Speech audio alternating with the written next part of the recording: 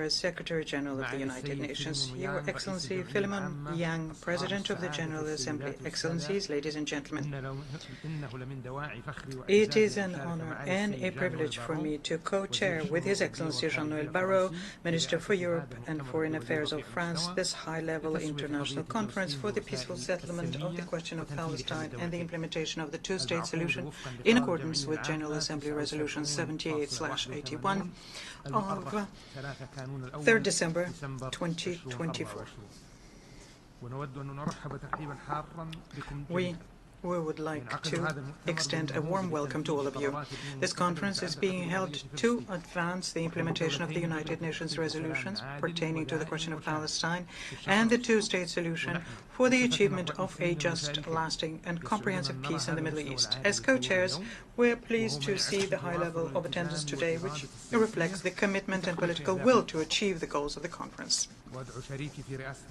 I invite now my co-chair, His Excellency Jean-Noël Barrot, Minister for Europe and Foreign Affairs of France, to make an opening statement.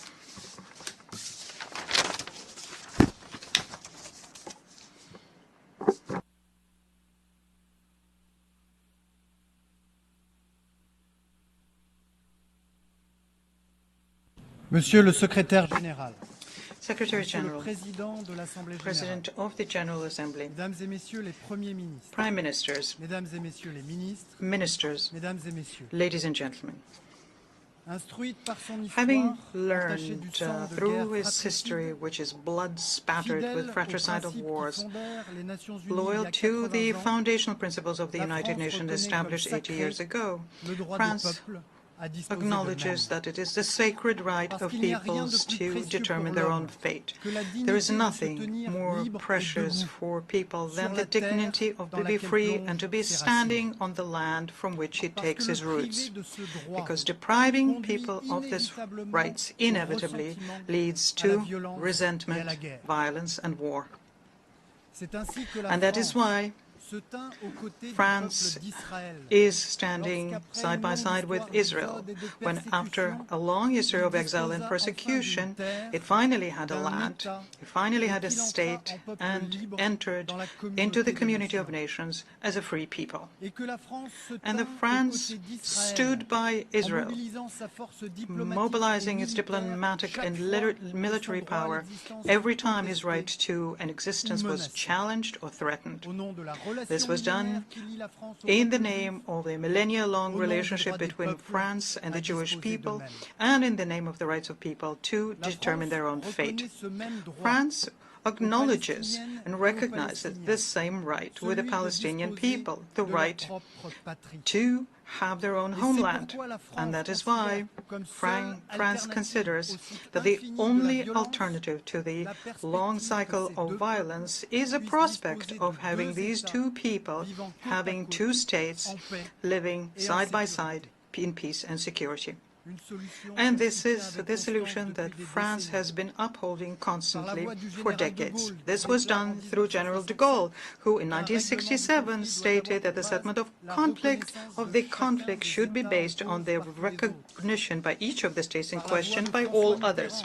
This was done qui by affirme François en Mitterrand, who 1982 in à la tribune de la 1982 Knesset stated in the suppose Knesset la that reconnaissance a dialogue préalable et means mutuelle the du droit prior des and autres mutual à recognition of the l'existence. right of others to exist. Par la voix de Jacques Chirac, This was done by Jacques qui Chirac, rappelle who en in 1996 devant le Conseil spoke in législatif front of the palestinien Palestinian que Legislative ce peuple a Council une and aspiration stated that the naturelle Palestinian à people décider have a librement natural de son aspiration destin, to à obtenir determine un their État. own fate and to have Par la a voix de tous state. leurs successeurs, This was done through the voice of all of their successors, and particularly through the voice of President Mais Macron. voilà que cette perspective, But we're now at a celle de time deux where États this reconnus prospect et of having respectés two dans leurs states droits recognized est and aujourd'hui respected in all of their en rights danger de mort. is today in mortal danger.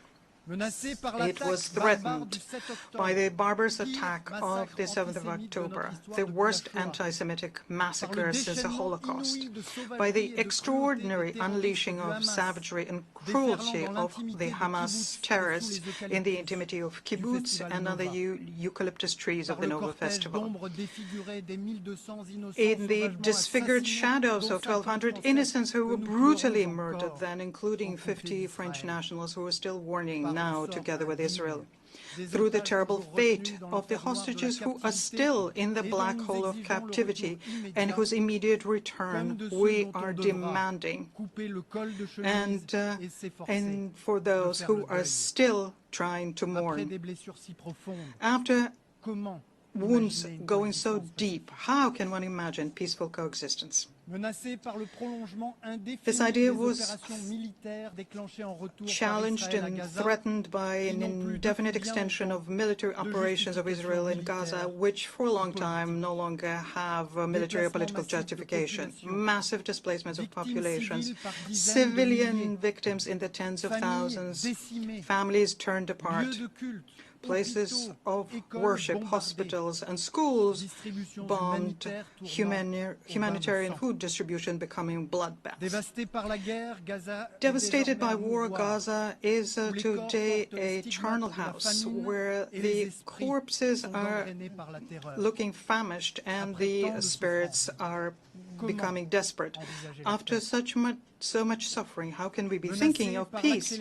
This idea is also threatened by the accelerated pace of the settlements in the West Bank, by the extremist settlements who are uprooting olive trees, burning schools, and chasing Palestinians away from their houses under the lenient eyes of the Israeli authorities. By the mixing up of the Palestinian Authority in such a way that undermines the very possibility of a state to exist, and by the Knesset, who last week voted in favor of complete annexation of the West Bank. Given these facts, how can one remain hopeful? On both sides, those who are rejecting these ideas seem to be winning.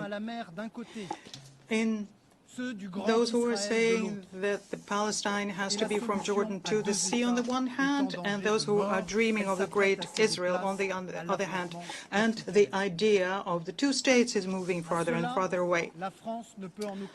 We absolutely cannot resign ourselves to this situation, and we cannot wait any longer because time is against us. After 22 months of attempts, it is an illusion to think that a ceasefire, lasting one, can obtain without a general view of what Gaza is going to be after the war, without a political horizon, an alternative to permanent war. And that is why we undertook the initiative, together with Saudi Arabia, a major great country in the Middle East, to launch a collective endeavor to revive the two-state solution. And we would like to thank all of those countries who have joined us in this endeavor and who have worked tirelessly on this for the past 6 months. Because this collective undertaking, this conference convened by the United Nations General Assembly, has already resulted in historic commitments which lead us to a new hope. This was expressed in the letter sent by the President of the Palestinian Authority to the President of the Republic and to the Crown Prince. And this letter, for the first time, he condemns the terrorist attacks of the 7th October.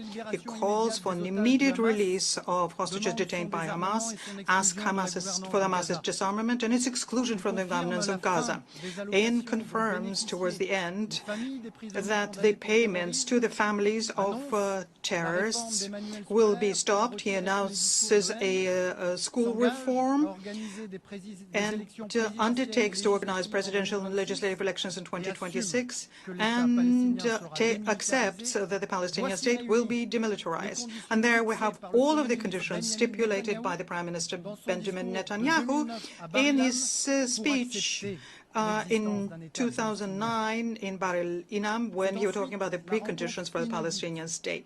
After that, we had an extraordinary meeting between the Israeli and Palestinian civil society representative on the 13th of June, and they together jointly launched the appeal of Paris to guarantee the security of Israel, working towards a regional integration and towards recognizing the state of Palestine. And this also includes the denunciation by Saudi Arabia and the Arab countries present here today in New York, the denunciation of the crimes of Hamas, the appeal for the for Hamas's disarming, and the expression of hope that they will have normalized relations with Israel and have Israel have normal regional integration. As was stated by the President of the Republic in response to the letter by the President of the Palestinian Authority on the 24th of July, in in the light of the historic commitments that have already been undertaken and those which will follow, in the name of the eternal rights of people to determine their own fate, at the time where the two-state solution is more threatened than ever, France is ready to fully recognize the state of Palestine and will do so in the month of September next. This recognition, which is a major decision by France, is an expression of both a rejection and it is an appeal. It is a rejection of the idea that the war camp is winning over the peace camp. It is rejection of the idea that Hamas is right when they kept contesting the right of Israel to exist. Hamas always fought this two-state solution for this reason. But Palestine is not, and it will never be Hamas. Recognizing the state of Palestine today is to bolster those Palestinians who chose non-violence, who decided to renounce terrorism and recognize Israel. It means creating for the Palestinians the possibility of having an alternative. It's denouncing Hamas and isolating it for good. It is also a rejection of allowing the extremists in Israel to say that the Palestinians have no right to exist, and when they propagate violence through hatred and to the detriment of the security interest of their own country. It's a rejection of the resignation that some in the international community and its leaders have when they tend to give up. It's resignation when they say that nothing can be done. But this is something that we in France reject. We today have an opportunity to save the peace process. It is our historic responsibility, and it is our honor to take this opportunity. This recognition, which is a major decision by France, it is also an appeal, a call, an appeal to all of the people and countries in the world. Please bring in your contribution to this edifice of peace. Rejoin the irreversible trend that we have launched with Saudi Arabia by participating in the meeting of heads of state and governments, which will take place in September at the time of the United Nations General Assembly. It is also an appeal to those countries who have not yet recognized the state of Palestine. It is today that your decision will have the maximum impact on the way things develop. Waiting for Hamas to disarm before you recognize the state of Palestine, this means that you put the decision in the hands of Hamas. Yitzhak Rabin understood it very well because he fought terrorism as though the peace process did not exist, and he pursued the peace process as though there were no terrorism. It is by recognizing Palestine today that you will create the condition for Hamas's elimination. This is all an appeal to the Arab and Muslim countries. Please cut at the root the rejection of Israel, which is feeding anti-Semitism, extremism, and terrorism. Retake the road of normalization with Israel. Show that the Israelis are winning when they are working on a regional security architecture by bringing everyone together with their neighbors. This requires courage, but courage is something that you have. This is an appeal to the government of Israel. Listen to the indignation throughout the world. Take the hand that's stretched out to you to find a way out of this. Open the eyes to the aspirations your neighbors have to live in peace and security with you. Seize the fire. Lift the humanitarian blockade on Gaza. Lift the financial blockade on the Palestinian Authority. Reject annexation project. It is in the interest of Israel and Israel's security. This is, finally, an appeal to the two people, the Israeli and the Palestinian people, who have been so tried by history and suffered so much through war. To Raim, which I was 1 year after the 7th of October in El Arish, several kilometers from Gaza in ruin. I have seen it with my own eyes. I have seen the depths into which this has plunged you. Please oppose the violence through the strength of your mind and spirit. Continue with the path forged by Rabin, Arafat, and those people who were working on peace. Make sure that your children grow up without secular hatred and destructive resentment. Take the rich trail necessary between necessary compromise and intransigence on the essential, because this is the only road towards reconciliation. We are aware of the special responsibility towards peace and security in the world. We are determined to break the spiral of violence in the Middle East. And we are indifferent to the attacks from those who want to dissuade us from doing that.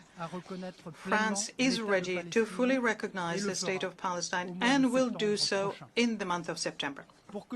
This is to build a new alliance between the people in the region based on justice, mutual recognition, and shared humanity, and to close the terrible chapter on war and to open a long-awaited chapter on peace.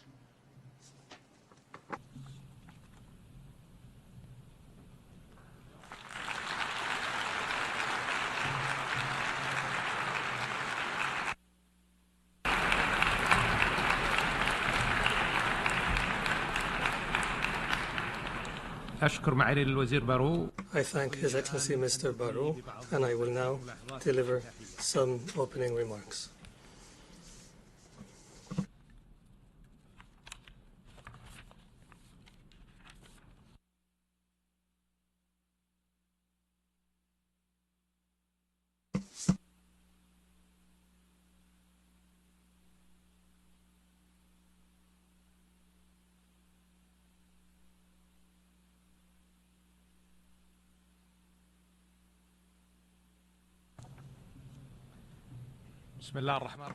In the name of God, most compassionate, most merciful, Your Excellencies, may the peace of God be upon you. It gives me pleasure to begin by thanking His Excellency Minister of Foreign Affairs of the Republic of France and His Excellency the Secretary General and the President of the General Assembly and the chairs of the working groups for their efforts to prepare for this important conference, which is an opportune moment to move forward with the peace process. Ladies and gentlemen, this conference is held while escalation continues and the expansion of the conflict continues, without any regard for the regional implications and global implications, and with a manner that entrenches impunity. At the same time, thousands of civilians are suffering the worst kinds of serious violations of starvation and bombardment and displacement, and hindering all international efforts to deliver humanitarian assistance to our people in Gaza. Meanwhile, the Israeli violations also take place in Jerusalem and the West Bank, where settlement policies continue and systemic exercises that want to change the demographic and religious nature of the region. The Kingdom of Saudi Arabia reiterates that peace and security do not take place through a deprivation of rights or through the force. These policies lead to destabilization and eroding the possibilities for peace and expanding extremism, threatening regional and international peace and security.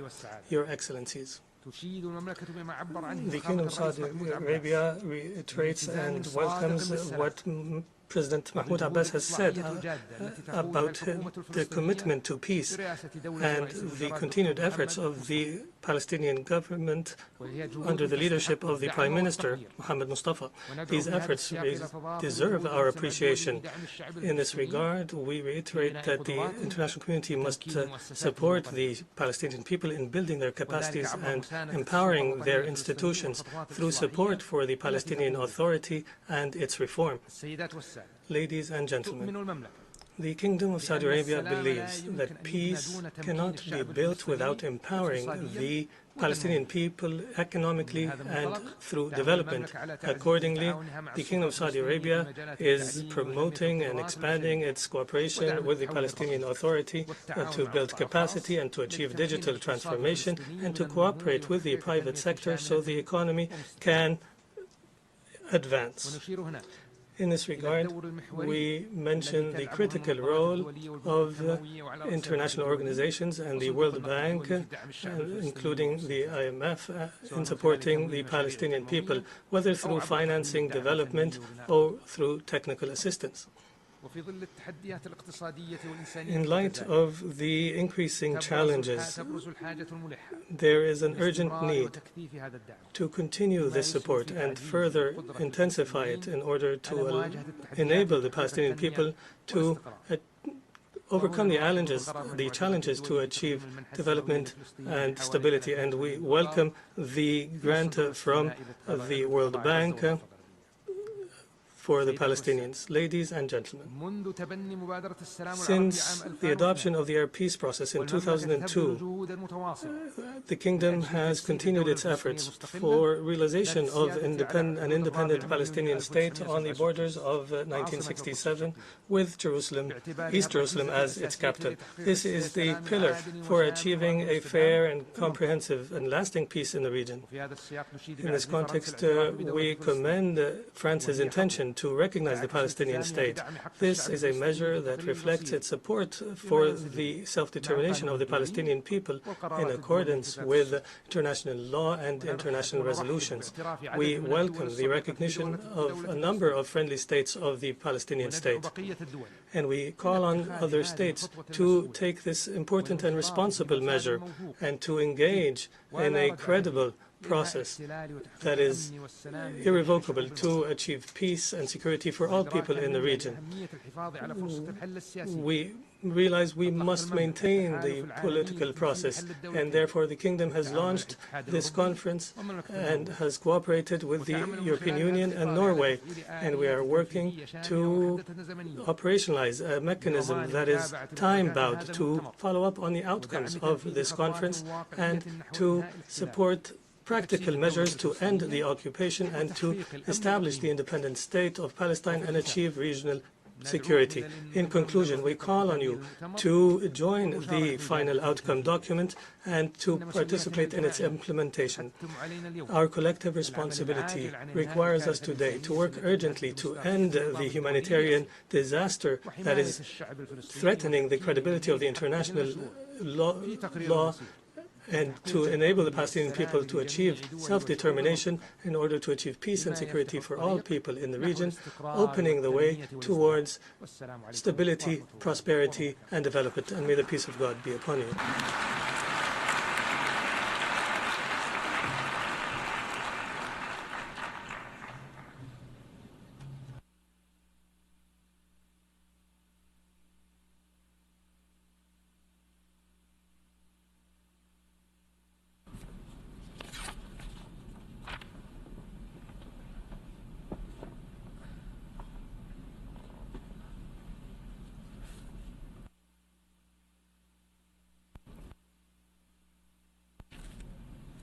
I now invite His Excellency Antonio Guterres, the Secretary General of the United Nations, to make a statement.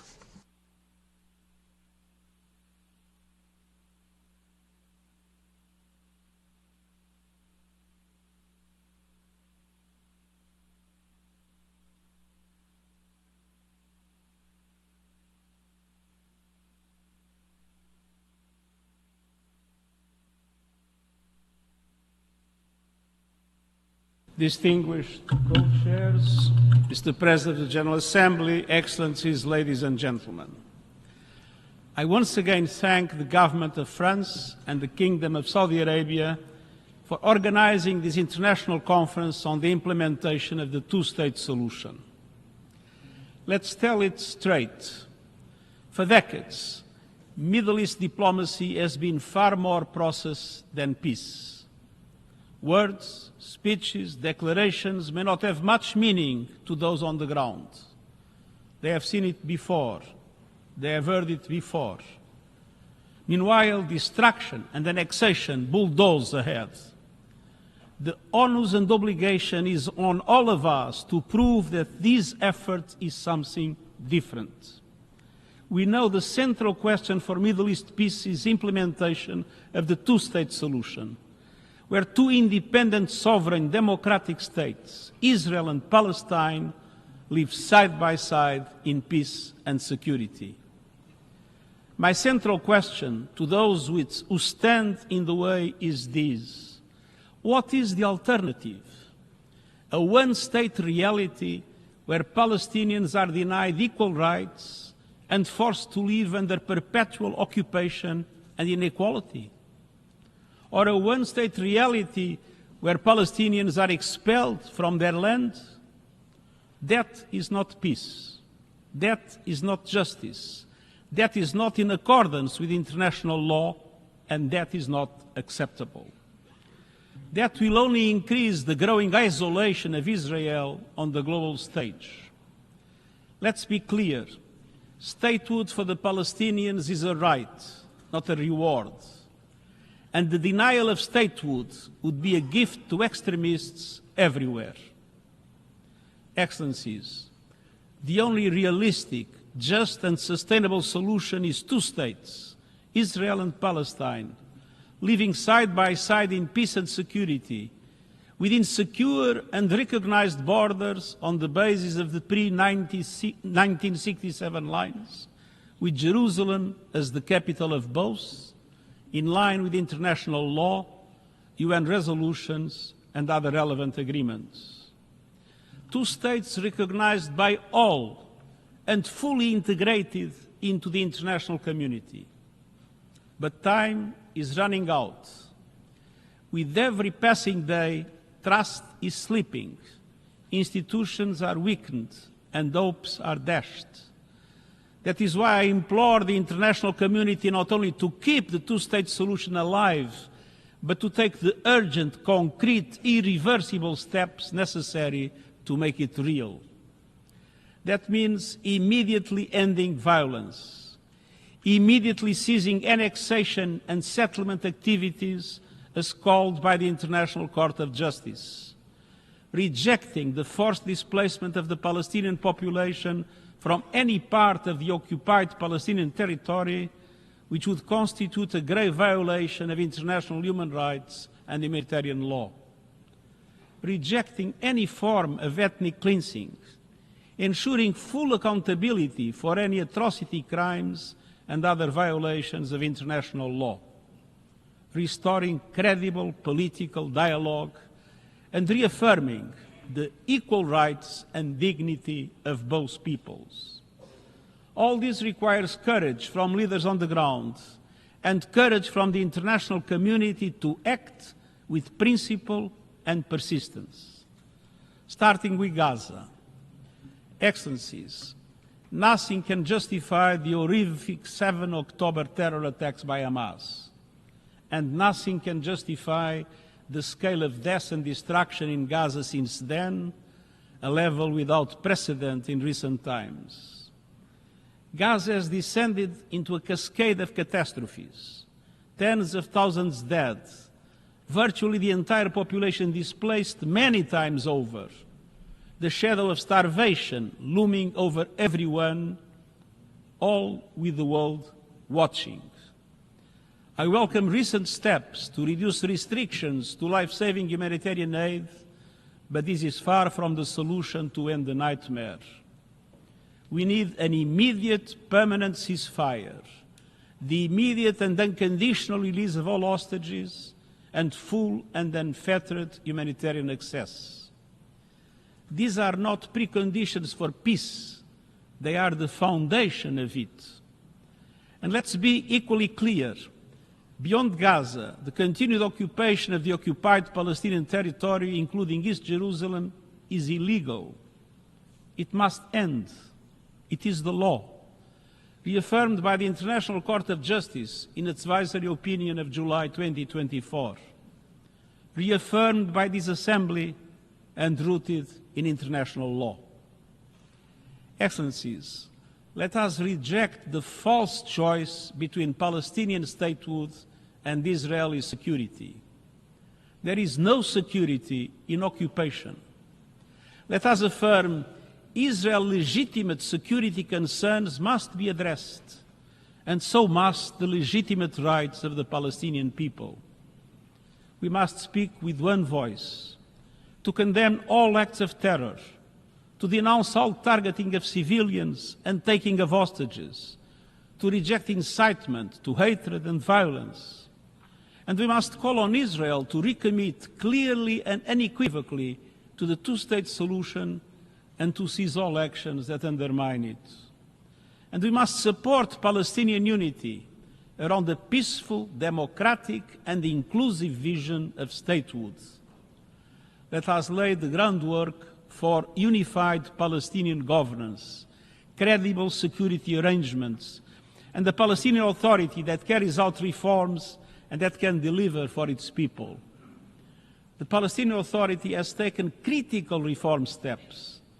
I urge the international community to recognize when progress is made and to continue to support the Palestinian government in its reform agenda under incredibly challenging circumstances.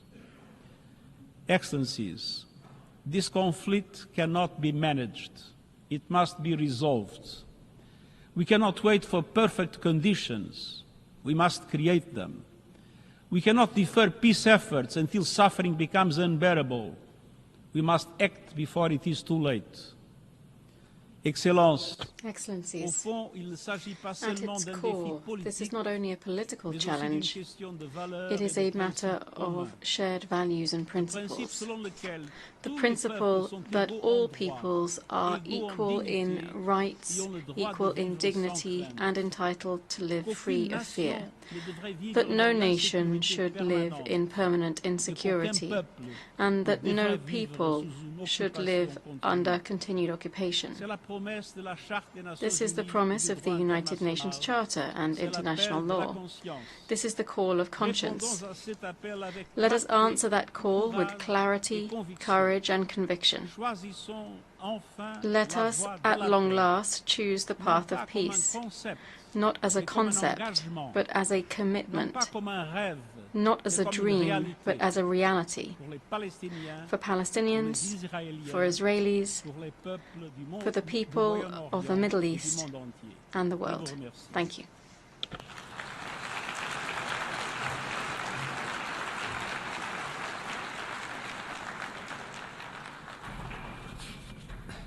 I thank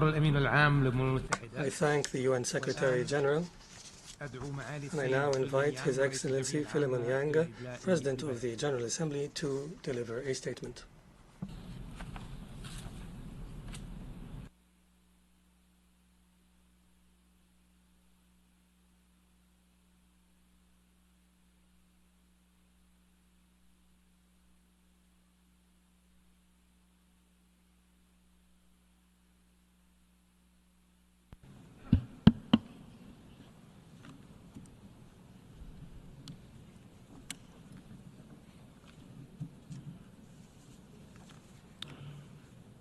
Excellence, Your Excellency, Minister Jean-Noël Barrot.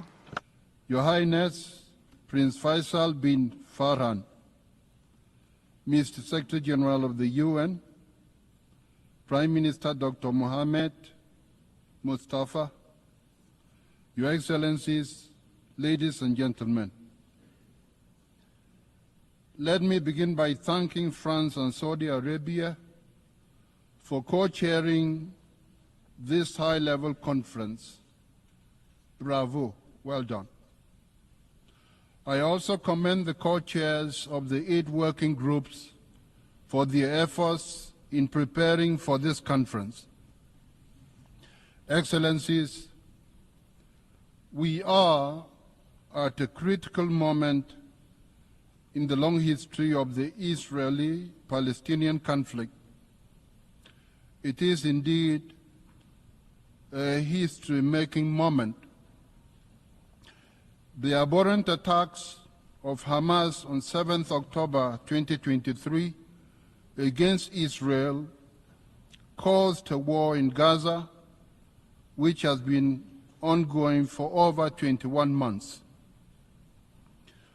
We have called for an immediate end to the conflict and the unconditional release of all the hostages.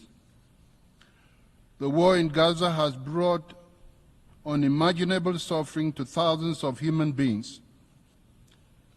to Palestinian civilians, including women and children, who continue to face death, destruction, deprivation, and displacement on a horrifying scale,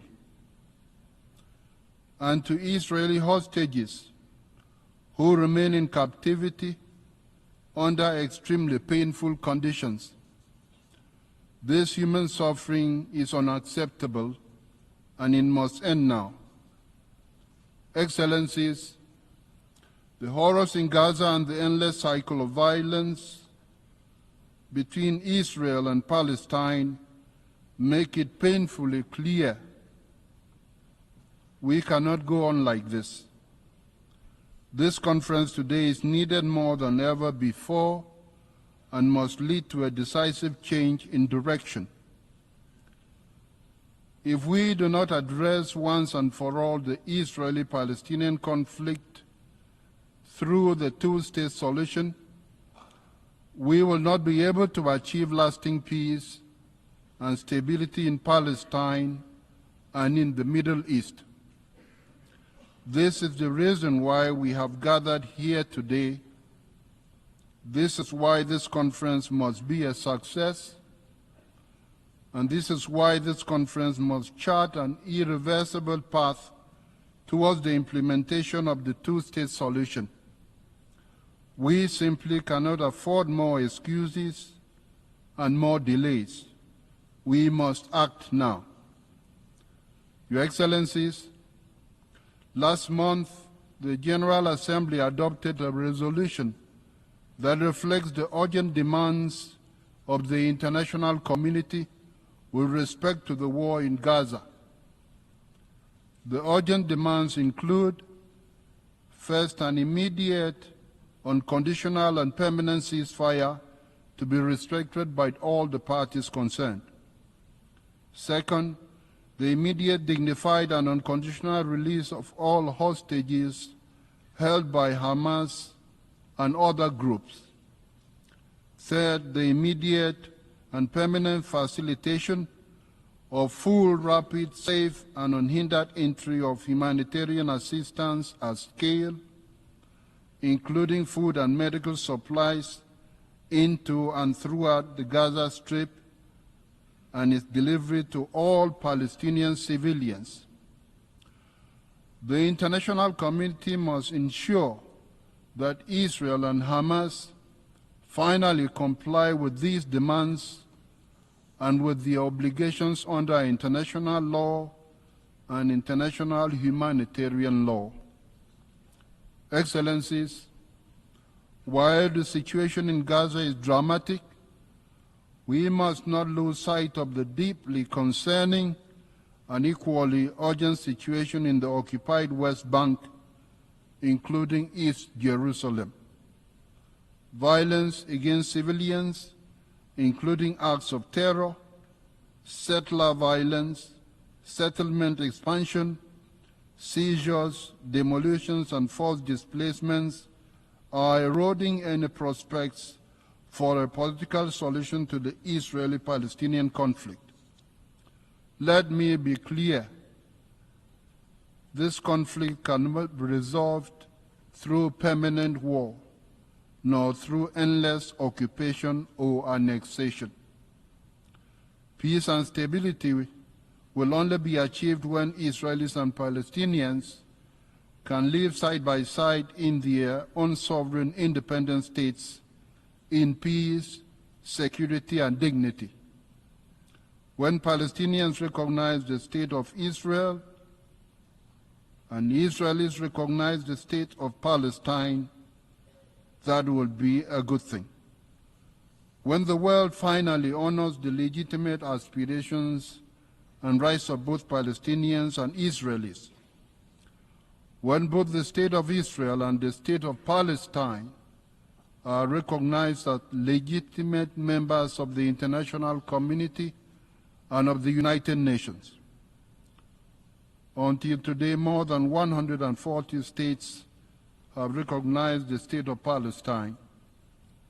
The announcement of President Macron that France will be recognizing the state of Palestine in the upcoming session of the General Assembly should encourage more states to take this important step on the way to the realization of the two-state solution.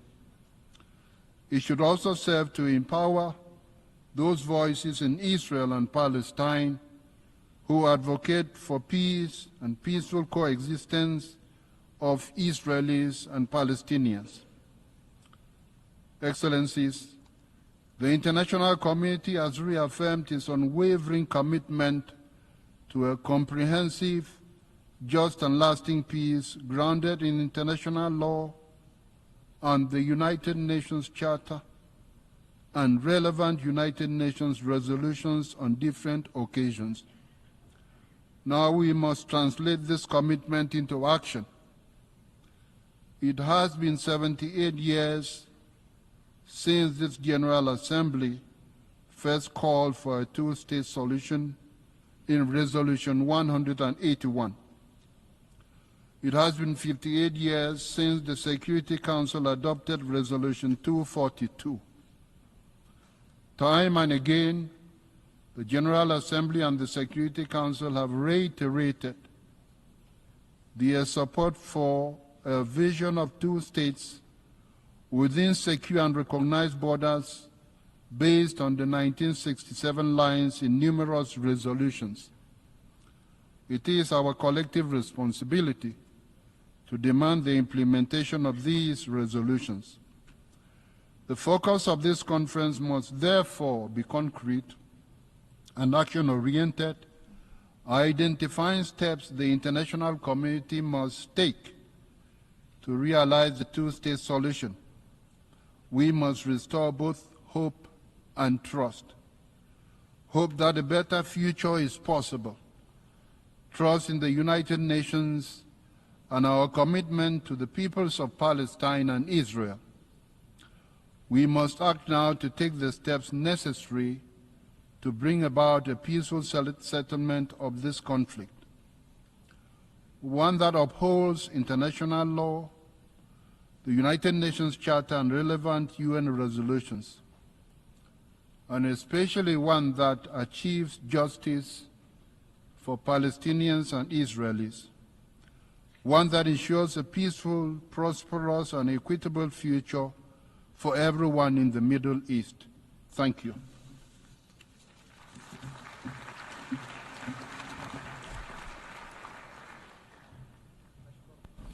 I thank the President of the General Assembly, and I now invite His Excellency Mohammed Mustafa, Prime Minister of the State of Palestine, to make a statement.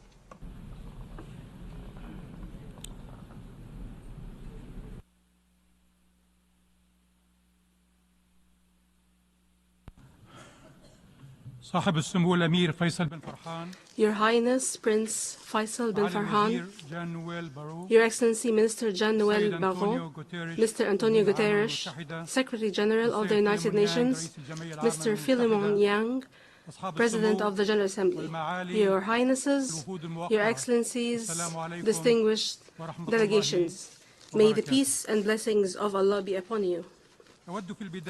At the outset, I would like to express once again the appreciation of the State of Palestine to the Kingdom of Saudi Arabia and France for their leadership and for presiding over this important United Nations conference.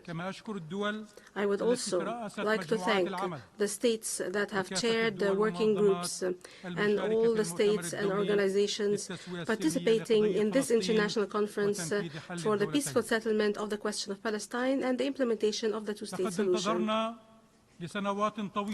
We have been waiting for long years for a genuine international intervention that would move us towards a peaceful, just, and comprehensive solution to the Palestinian question and the independence of the State of Palestine in implementation of the two-state solution on the basis of resolutions of international legitimacy for many years. And in this period of waiting, we have lost what we have lost, and we have suffered immensely.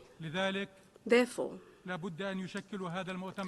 This international conference must constitute a turning point in which positions and decisions are translated into immediate and unprecedented practical steps to stop the genocide and end the Israeli occupation, uphold the Palestinian right, and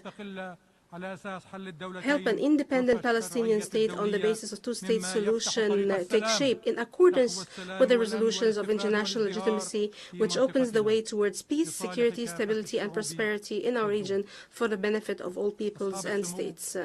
Your Highnesses, Excellencies, distinguished delegations, in the Gaza Strip, there are all kinds of death. Palestinians die by being targeted. They die by being burned alive. They die out of the cold, out of hunger, out of thirst, out of disease, out of grief, and out of fear. And they send us every day, every moment, for more than 20 months, a distress call to save them from this killing, destruction, and disregard for their lives. How has this devastating war not stopped for our people yet?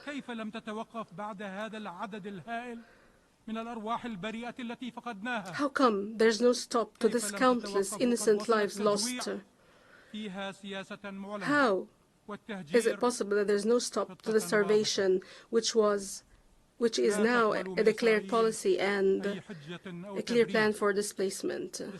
Do not accept from Israel any excuse or justification for targeting Palestinian civilians, doctors, humanitarian staff, journalists, and the imposition of a policy of collective punishment on the Gaza Strip and its inhabitants without exception, as well as the destruction of homes, hospitals, schools, mosques, churches, even graves, and all the elements of life in Gaza, and preventing the entry of aid and obstructing its safe distribution and killing who seek to receive some aid. This war of extermination must stop immediately. The killing of Palestinians must stop immediately. Humanitarian aid must be brought in immediately through all land crossings. Hostages and prisoners must be released immediately. The displacement must stop immediately. Israel occupation forces must withdraw completely from the entire Gaza Strip.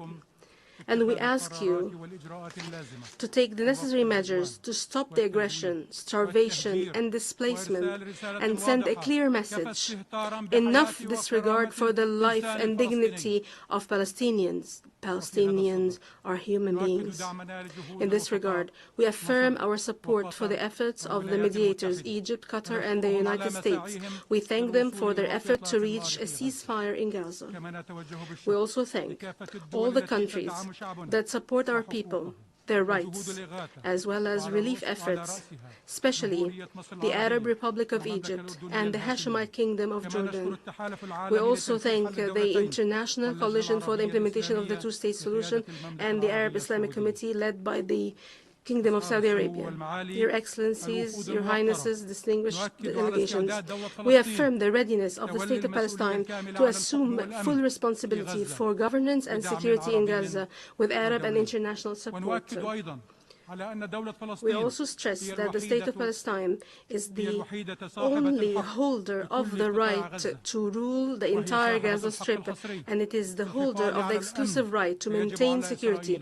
Israel must withdraw completely from the Gaza Strip, and Hamas must relinquish its control over the Strip and hand over its weapons to the Palestinian Authority. We also reaffirm our position rejecting violence and terrorism in all its forms, including targeting and attacking civilians. And on this basis, the State of Palestine is ready to invite a temporary Arab and international support force to support stability by a resolution adopted by the Security Council in order to provide protection for our Palestinian people and to ensure a ceasefire and to support the Palestinian government and its security services, and not as a substitute for it, within a framework that contributes to the establishment of an independent Palestinian state state based on international legitimacy resolutions and the implementation of the two-state solution. We are also working with brotherly Arab countries and the international community to reconstruct Gaza and prevent the displacement of our people from their land, including by holding an international conference in Egypt to start implementing the Gaza Reconstruction and Recovery Plan and providing it with the necessary support. Your Highnesses, Excellencies, distinguished delegations, as soon as you look at the West Bank, including East Jerusalem, you see the intentions and appetite of Israel, government and settlers, in annexing the Palestinian land and reducing the Palestinian presence on it and ending it, if possible, besieging and exhausting Palestinian government and weakening its ability to carry out and fulfill its governmental tasks through political, financial, military pressure. And the last chapter of these policies was the decision by the Israeli Knesset to annex the West Bank. Hence, the international community must move beyond the time of condemnation and denunciation and move to a stage where it forces Israel to cease its annexation practices, settlement, including settler terrorism and violence, killing and captivity, restriction on movements, attacks and destruction of villages, cities and camps, and prevention of return to them, attacks also on Islamic and Christian holy sites, withholding Palestinian tax funds, as well as threatening to paralyze the Palestinian banking sector in an attempt to destroy the state of Palestine and the two-state solution. Your Highnesses, hence, we stress the importance of holding this conference and the issuance of the UN Declaration for the peaceful settlement of the Palestinian question and the implementation of the two-state solution, 1 year after the issuance of the advisory opinion of the ICJ. This confirms the beginning of a different approach, different from previous approaches, an approach that is bolder and more capable, that leads us towards the actual implementation of the resolutions of international legitimacy and the embodiment of the independent Palestinian state on the ground and the implementation of the two-state solution on the 1967 borders and the achievement of a future of peace, security and stability in which all states of the region live side by side and good neighborliness. We hope that the Israelis would seize this opportunity. Your Highnesses, distinguished delegations, we want a free, independent and sovereign Palestinian state that is modern and developed, that is the source of pride for all the sons and daughters of the Palestinian people everywhere, in which law, peace and security prevail. We want it to be a state that is not subject to occupation, that is free of violence and terrorism, that adopts a culture of peace, that lives up to the aspirations and enormous sacrifices of our people, that guarantees its rights, freedom and dignity. In this regard, President Mahmoud Abbas announced at the Arab Summit that comprehensive presidential and legislative elections will be held within a year, as has been done previously in all of our occupied territories, including East Jerusalem, and he asked the international community to provide us with assistance in holding such elections. These will be open elections based on the platform of the PLO and its commitments and the resolutions of international legitimacy under the slogan, one government, one state and one set of arms. We are confident that this conference will contribute to ending the war on Gaza, ending the occupation and embodying the sovereign Palestinian state, including by mobilizing political, financial and economic support for the Palestinian government, so that it can strengthen state institutions and implement the reform plan. Towards that end, we call on the convening of a donor conference as soon as possible to achieve these goals. Your Highnesses, Excellencies, heads of delegations, the Palestinian people have the right to live in freedom and dignity in their homeland. And every people in the world deserves to live in peace and security. However, all this can be achieved only through the realization of the inalienable rights of the Palestinian people. Foremost among them is the right to self-determination, the right to return, and the embodiment of the State of Palestine an independent state of Palestine on the borders of 1967, with East Jerusalem as its capital, to live side by side in security and peace with Israel. The Palestinian Liberation Organization, the sole legitimate representative of the Palestinian people, has recognized Israel for more than 30 years.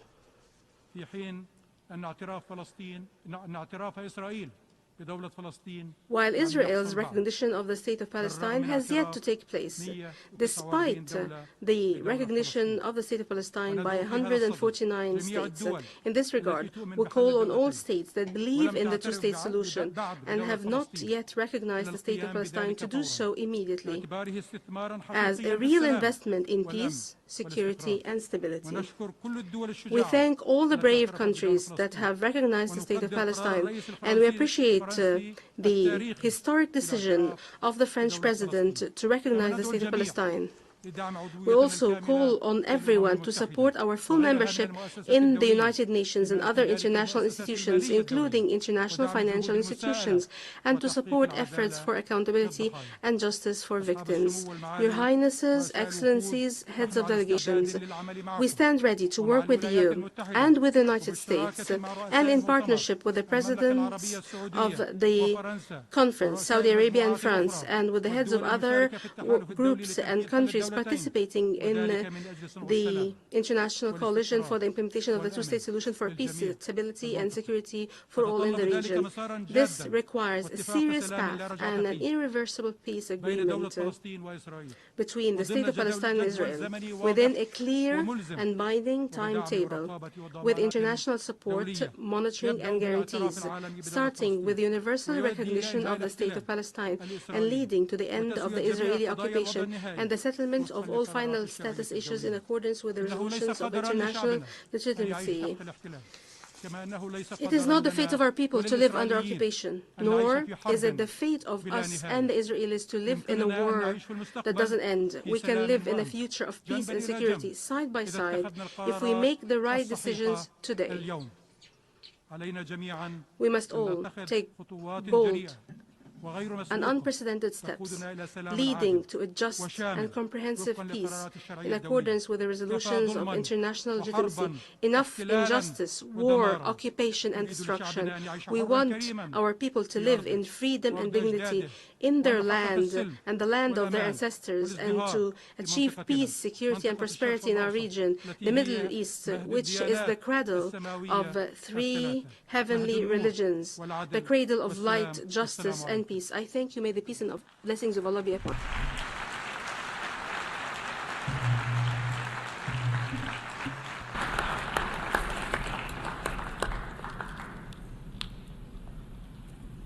أشكر دولة رئيس مجلس الوزراء في دولة فلسطين. I thank His Excellency the Prime Minister of the State of Palestine.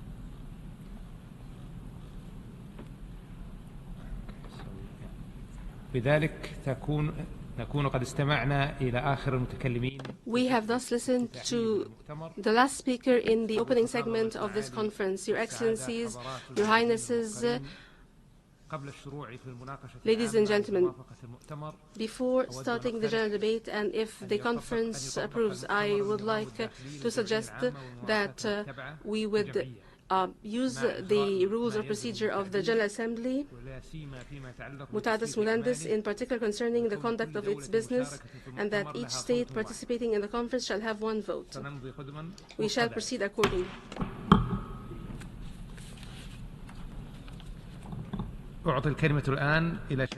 I now hand the floor to my fellow co-chair, His Excellency Jean-Noël Barrot, Minister for Europe and Foreign Affairs of France.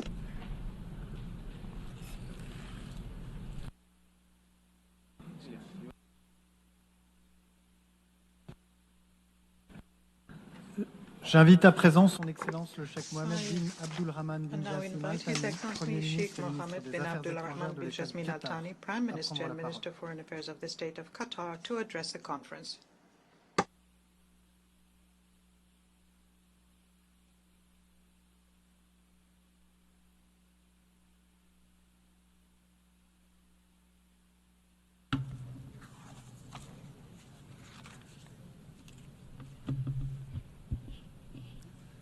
بسم الله الرحمن الرحيم. In the name of Allah, most gracious, most merciful.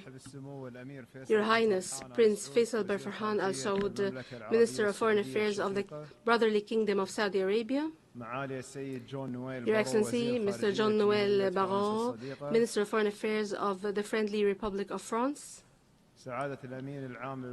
Your Excellency, Secretary General of the United Nations, Your Excellency, President of the General Assembly, Your Excellencies, Your Highnesses, ladies and gentlemen. At the outset, I would like to express our appreciation to His Excellency President Emmanuel Macron, the President of the French Republic, and His Highness Prince Mohammed bin Salman, the Crown Prince of the Kingdom of Saudi Arabia, for taking the initiative to hold this historic conference under the sponsorship of the United Nations. The conference that tackles one of the longest unresolved issues in terms of the maintenance of international peace and security. Your Excellencies, this conference is a glimmer of hope. However, we are at a critical juncture in the region.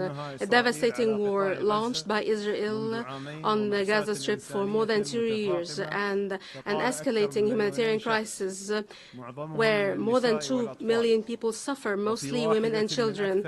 And in one of the most brutal and cruel moments in this crisis, we have seen scenes that are a stigma and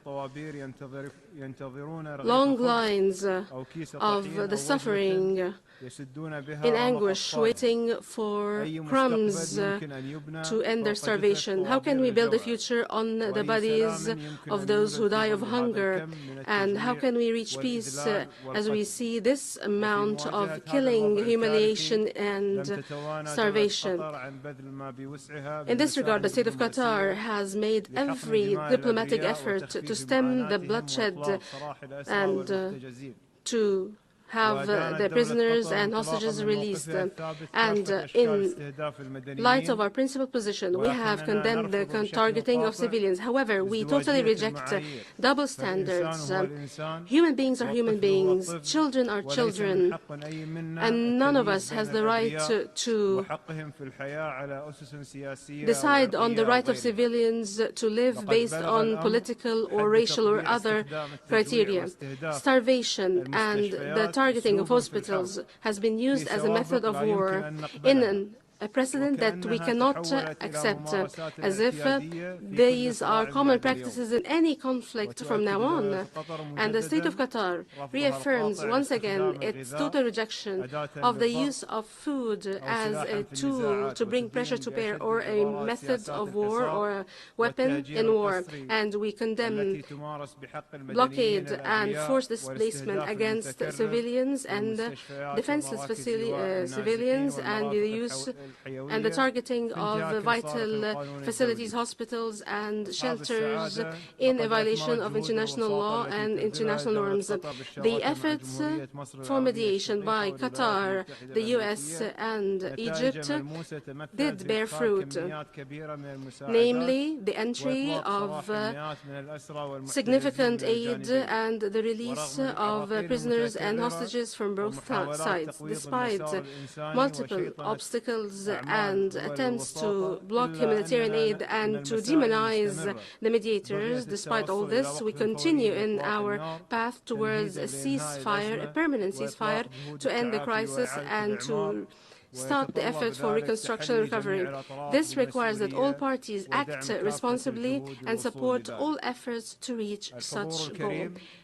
Your Excellencies, the war on the Palestinian people in the Gaza Strip did not just lead to immense, unprecedented suffering for defenseless civilians, but it has led to a violation of international law and universal norms.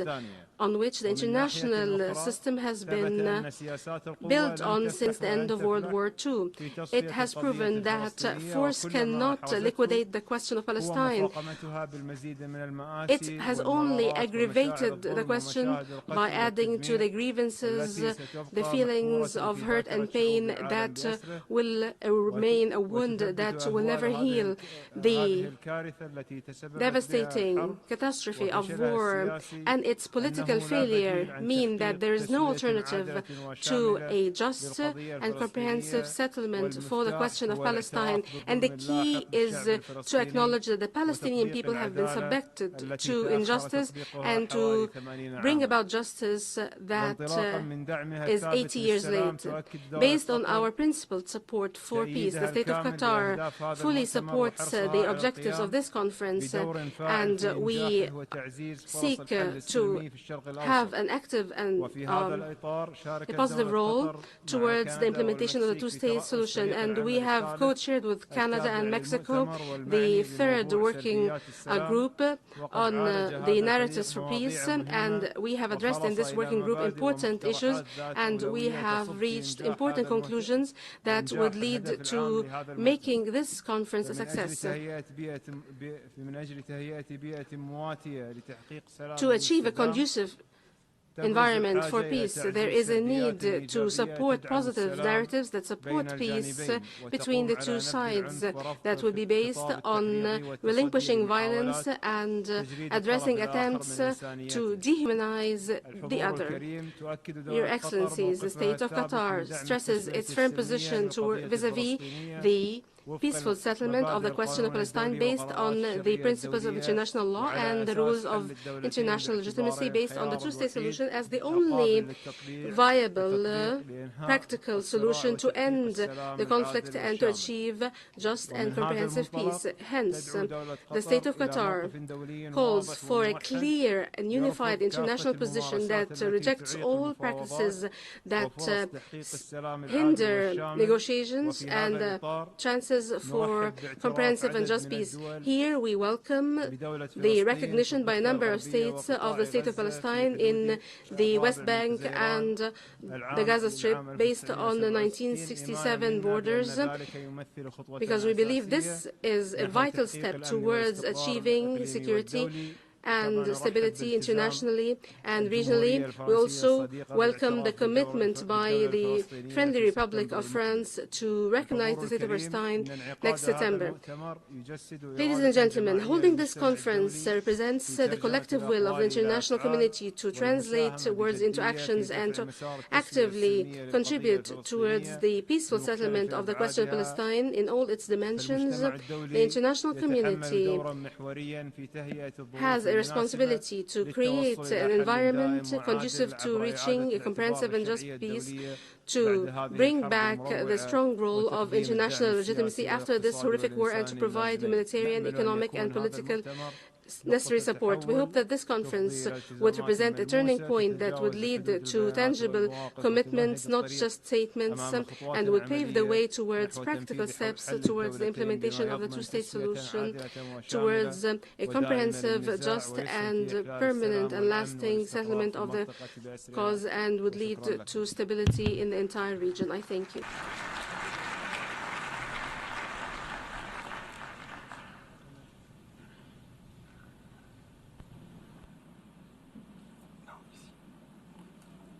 Je remercie le Premier ministre et ministre des Affaires étrangères. I thank the Prime Minister and Minister for Foreign Affairs of the State of Qatar. I now give the floor to His Excellency Mr. Ayman Safadi, Deputy Prime Minister and Minister for Foreign Affairs and Expatriates of Jordan.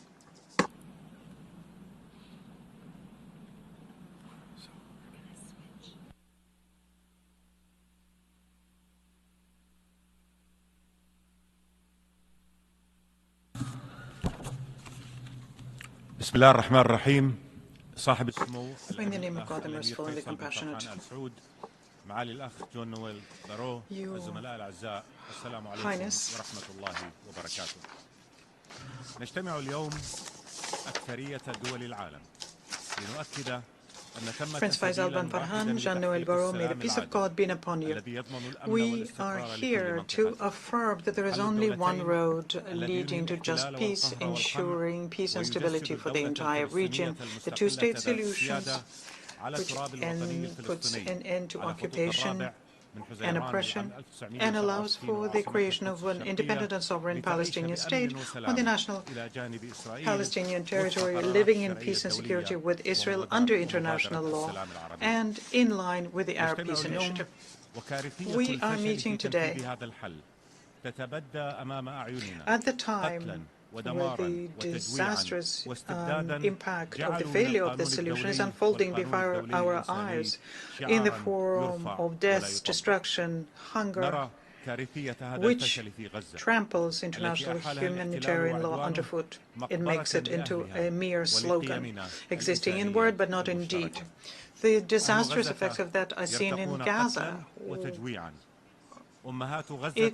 Under occupation, it's become a cemetery for its inhabitants and also for our common values. People in Gaza are dying. We can see mothers crying over their dying children, people who cannot find anything to drink or eat or any medication to alleviate the suffering of people. Mothers are watching their children's short lives ending.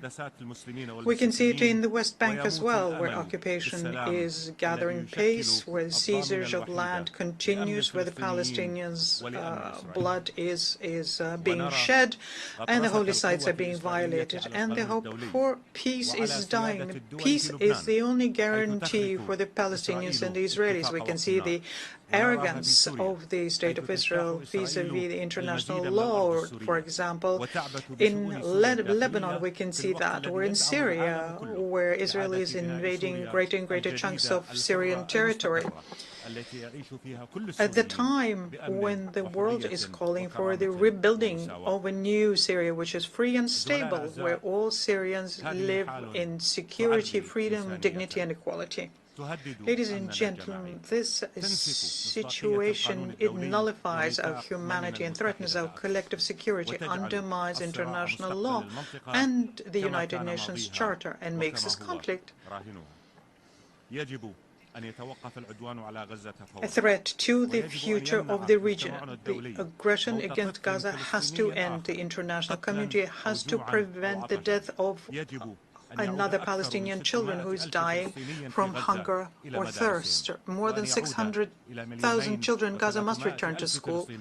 2.3 million Palestinians must regain hope and believe in the value of their lives and in their children's future.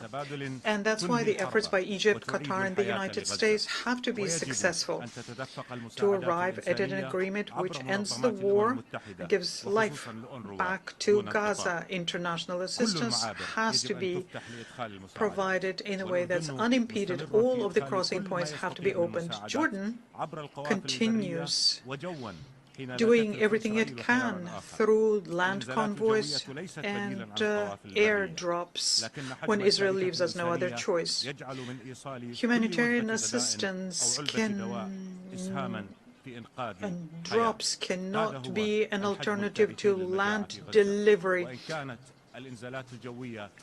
This is our small contribution to the situation in Gaza, but we will continue doing everything we can to continue helping people in Gaza living through their current situation. The Kingdom of Jordan is ready to cooperate with all of you in this humanitarian duty. The international community has to work and has to be firm and effective to counter the illegitimate Israeli steps which undermine the two-state solution in the occupied West Bank.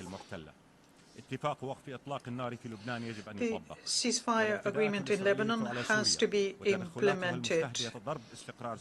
Also, the actions of Israel in Syria, which destabilize Syria and usurp the rights of the Syrian people to security and stability, instability have to end. Ladies and gentlemen, this conference of ours will perhaps not end up with a two-state solution, but it is a message to the region or the international community to move in that direction. Those who have an alternative to the two-state solution, let them come up with it. The Palestinian people will remain on their land and within their rights. All the millions of people in the West Bank and other occupied areas will continue being dehumanized. Do they not have the right to dignified life and freedom and the right to self-determination? The state, a single state for the Palestinians with all of their rights, is it possible, or is it institutional apartheid? Will remain and will thus bury international credibility. And we make the goal of peace unattainable. The Israeli government is against our meeting here today.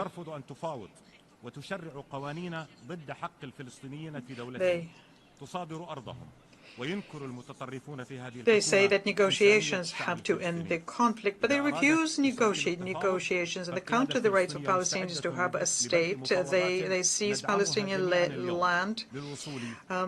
If Israel really wants to negotiate, well, the Palestinian leadership stands ready to engage in negotiations to have just peace. However, Israel does not negotiate. That's the truth. It's time for the international community to react to that according to its belief, which supports the two-state solutions. Practical and clear measures have to be undertaken to support this solution. We have to use all of the tools at our disposal to implement it. Otherwise, the Palestinians and the Israelis will remain without the right to peace, as well as all the people in the region. Just peace is something that has been in the Arab Peace Initiative since 2002. It guarantees peace and normal relations to Israelis. This is supported by the other organizations. It implies a partnership with Israel engaging in negotiations to translate this pledge into lasting and comprehensive peace. If the two-state solution is not available today, well, protecting it against measures which undermine it is still necessary and urgent. Recognizing the Palestinian state is an important step here. We congratulate France on the announcement that they made to recognize the state of Palestine and all the countries who preceded France in that. And we call on all states to recognize the state of Palestine, reconfirming their right to justice, international law, and peace. The Kingdom of Jordan will continue supporting the rights of the Palestinians to life, freedom, to a state, and will spare no effort to arrive at just peace, where the rights of Palestinians are implemented, and they will have peace which will be accepted by the population, which will put an end to the conflict. Dear friends, occupation and peace are opposites. Occupation and security are opposites as well. Only just peace will ensure the security of the Palestinians and the Israelis and enable them to build a stable future, something that we all want. We would like to thank the Kingdom of Saudi Arabia and the French Republic for organizing this conference of ours today, which is an international appeal, a cry saying it's enough conflict, occupation, murder, oppression. It's a collective opposition to that, whereas just peace is our choice. Basing ourselves on the two-state solutions, we have an opportunity to have a future which there is only justice and hope. Cooperation and not conflict. I thank you. I thank His Excellency Ayam Safadi. I now give the floor to Her Excellency Tayan Fayon, Deputy Prime Minister, Minister of Foreign and European Affairs of the Republic of Slovenia.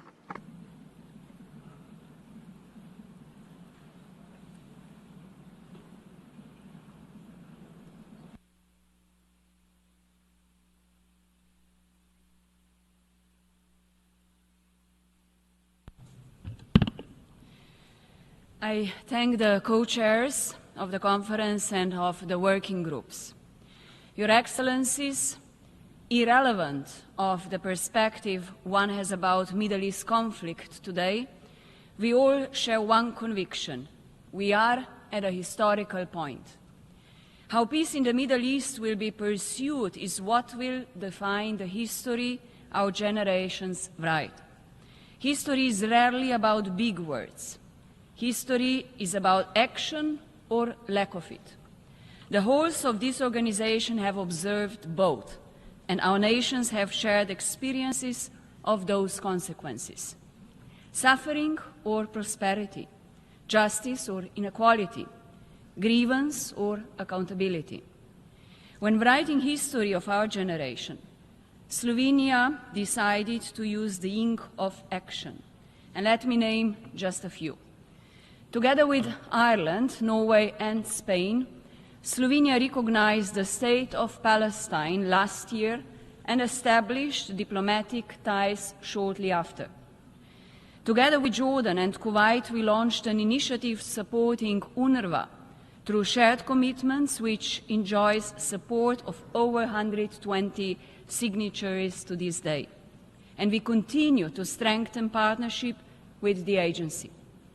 We acted upon the mandate entrusted to us as the Security Council member, pushing for action in the Council and supporting membership of Palestine in the United Nations. We participated in proceedings for advisory opinions of the International Court of Justice and supported action in the General Assembly. We were among the first countries recently to respond to settler violence by adopting sanctions against 2 Israeli ministers. And we have supported any well-intended other initiative along the way, including the US, Egypt, Qatar-led mediation efforts. But our efforts cannot and will not end there. I'm looking forward to signing a memorandum of understanding with Palestine to pave the way for strengthened cooperation. Palestinian ownership is central to the two-state solution. We continue valuing dialogue also with Israel, with the region and the civil society. Our door is always open to build trust. Your Excellencies, we are heartbroken by the devastation and immense suffering of civilians in Gaza. The months-long Israeli blockade of humanitarian aid has resulted in famine spreading across Gaza. Children are suffering the most. We take note of recent temporary measures which are long overdue and definitely not enough. We are appalled by dangerous trajectories in the West Bank, including East Jerusalem, and we resolutely stand against terrorism and strongly condemn Hamas' barbaric attack on October 7th. We do not need a new blueprint to reverse the course of history, as we already have it. We have international law, and Slovenia calls for its full respect. This includes the decisions of the ICJ, both advisory opinion on occupation as well as provisional measures on Gaza. And I feel compelled to underline that this includes accountability. We once again reaffirm our full support to the work of the International Criminal Court and human rights mechanisms. We also need courage and respect. We simply need more. We all share responsibility. We will be judged by history for our actions as well as for lack of them. That is why I take this opportunity to call on member states to take bold actions, to demand an end to starving civilians, a ceasefire and the release of hostages, to normalize ties with Israel, to recognize Palestine, to support Palestinian Authority, to provide humanitarian assistance and back reconstruction, to foster dialogue, and finally, leadership for peace. I thank you all.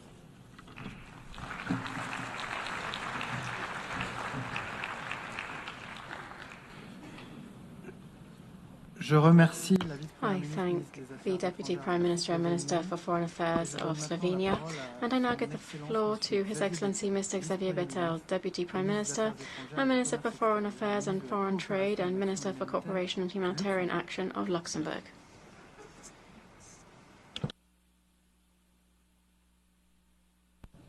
Dear Faisal, dear Jean-Noël, dear friends.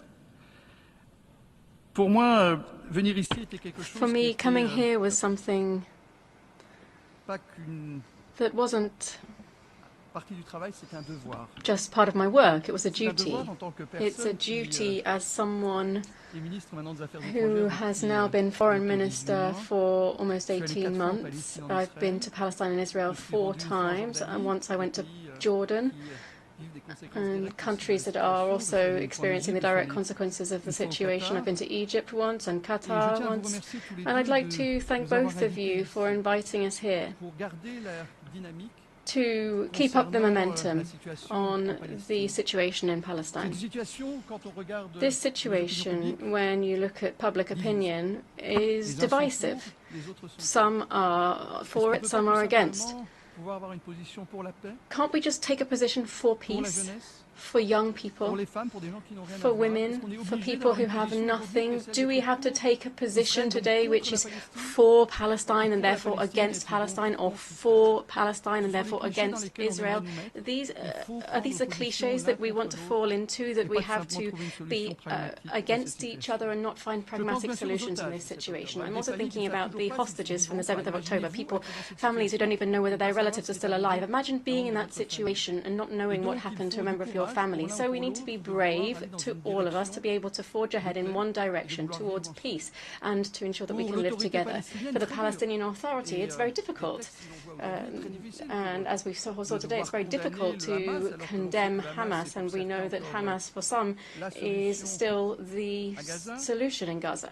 To have to explain to young Gazans who have just buried their parents following bombings the night before that they have to find peace with Israel, to say to young Israelis that they have to find peace with Palestinians when some of their relatives are still being held hostage, but that's the reality on the ground. So today I see a situation that is very difficult to accept, very difficult to understand, and nonetheless we've understood the reaction of Israel that wanted to have self-defense and defense to the action of the 7th of October. But we need to keep proportions and see what is proportionate today. We have UNRWA. UNRWA was the first agency to have to close, and we can see that the aid that should have been delivered by UNRWA, those on the ground are seeing every day how important they were for health, for education, for humanitarian action. More than 1,000 people have died just going to find aid, to get food. And today, if you don't get shot or killed under bombs, you'll die of starvation following the humanitarian aid that's been blocked at the borders. So this really is an inexplicable, intolerable situation. UNRWA wasn't perfect. We have our report from our ex-colleague, Ms. Colonna, who shows where action needs to be taken, and we've seen the determination from the Palestinians to go in that direction. We've heard from Minister Smotrich Ben-Gvir, who will say that if we occupy Palestine, we will have no more housing issues, to say that a Prime Minister that's also silent. I was a Prime Minister for 10 years of Luxembourg, and when I saw something that was unacceptable, I said so. I said that words were unacceptable, and that the silence of President Netanyahu is a fact. After the atrocious words of certain ministers that we've heard in recent days. So I want to say that this is an important time, that Arab countries and Muslim countries today are showing this solidarity, a condemnation of Hamas, because the first question that they ask our country is, do you condemn Hamas? No. We need to ensure demilitarization of Hamas. Hamas can't be an alternative to the Palestinian Authority. We have to have elections in Palestine. We have to demilitarization, we have to have de-radicalization, but we have to give hope to the Palestinian population that today, if it doesn't see a solution, risks being even more demanding and wanting to react to what it's seen. So we need to give hope to young Palestinian people and a future to young Palestinian people. And we need to strengthen the Palestinian Authority. We have seen that the money from taxes paid by Palestinians is not paid back to the Palestinian authorities by the Israeli government. It's a very difficult situation, but the Grand Duchy of Luxembourg President is leaning in the direction of taking this step in September and to recognize the state of Palestine. We're being asked, well, will that change anything? Last year we saw Slovenia, Norway, Spain and Ireland that already did it.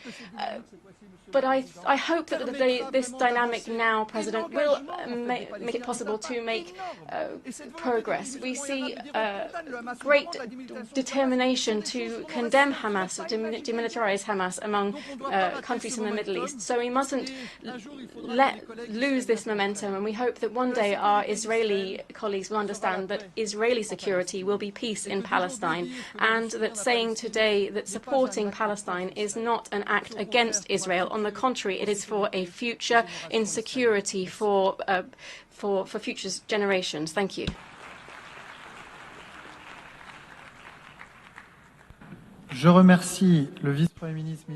I thank the Deputy Prime Minister, Minister for Foreign Affairs and Foreign Trade, of Cooperation and Humanitarian Action of Luxembourg. I would invite speakers to respect the time limit of 5 minutes that is granted to each speaker so that everyone can take the floor.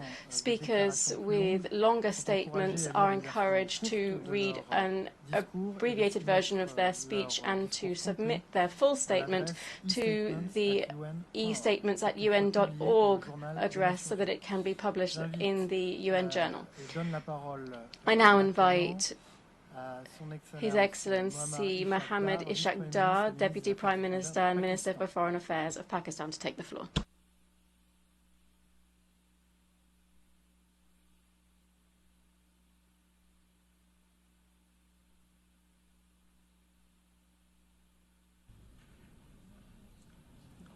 Honorable co-chairs, Honorable Secretary General UN, Honorable President General Assembly, Honorable Prime Ministers, fellow Deputy Prime Ministers and Foreign Ministers, Excellencies, ladies and gentlemen, Assalamu alaikum and very good afternoon. Pakistan expresses its profound appreciation to the Kingdom of Saudi Arabia and France for co-chairing this timely conference. We commend your leadership in galvanizing global support for a just, comprehensive and lasting solution to the question of Palestine. We also acknowledge the important work of the 8 working groups, co-chairs. Pakistan actively engaged in their deliberations and contributed forward-looking proposals to shape concrete outcomes. Excellencies, ladies and gentlemen, for over 75 years, the Palestinian people have endured occupation, displacement, and denial of their fundamental rights, including their inalienable right to self-determination.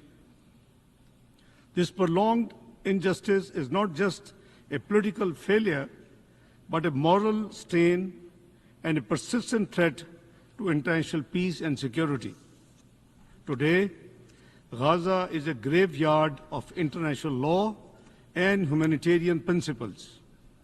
The death and destruction inflicted by Israel, including the killing of over 58,000 Palestinians, mostly women and children, is an unconscionable breach of international humanitarian law, the UN resolutions, and the binding measures of International Court of Justice. The blockade of aid, deliberate targeting of civilian infrastructure, including refugees camps, hospitals, and aid convoys, have crossed every red line of legality and humanity.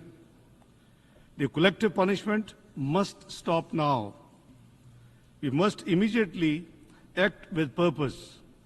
It is high time for credible and enforceable international action on the following key priorities.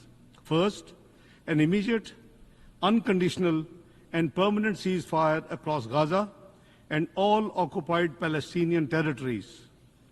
Resolution 2735 must be implemented.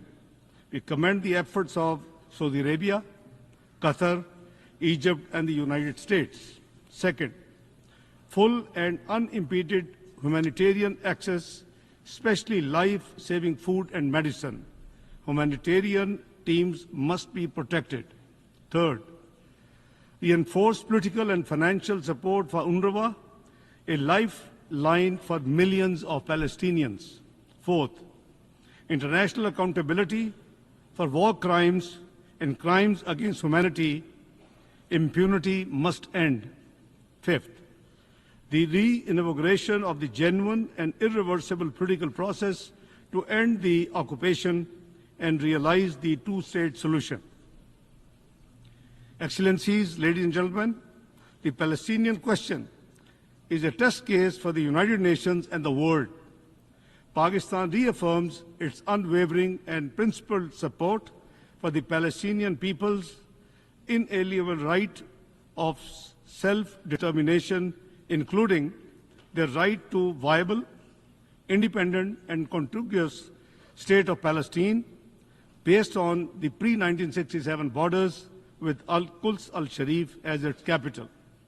The outcome of this conference must deliver actionable commitments that, number one, reaffirm the centrality of the two-state solution as the only path to sustainable peace.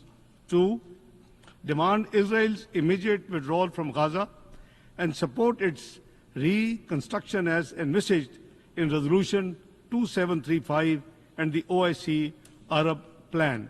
Three, support the OIC proposal to provide international protection for the Palestinian people through the deployment of an international protection mechanism and a timeline for building Palestinian institutional capacity and sovereignty. Four, reject and halt any attempts at the forced displacement or demographic manipulation. Number five, oppose illegal Israel settlements and annexation, especially in West Bank and East Jerusalem. We unequivocally condemn the Israeli parliament's unlawful attempt to assert sovereignty over the occupied West Bank. Six, ensure universal recognition of the State of Palestine and its full UN membership. We welcome France's decision to recognize the State of Palestine and encourage other countries who have not done so far to extend recognition and contribute to this global momentum for Palestinian statehood. Co-chairs, Pakistan stands ready to extend dedicated technical assistance and capacity building support to our Palestinian brothers and sisters in key sectors such as public administration, health, education, and service delivery in accordance with the Palestinian leadership's decision. Pakistan is prepared to contribute to the building of institutions, including through participation in the Arab OIC plan and any international protection mechanism.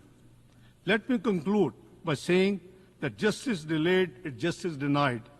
But when justice is denied for generations, the consequences are even graver. The question of Palestinians has impacted the entire region and beyond. We must give hope to the Palestinian people. The occupation must end and end now. It is time for freedom, self-determination, and statehood, and Palestinians' full membership of the UN. That will be the best guarantee for lasting peace in the region. I thank you all.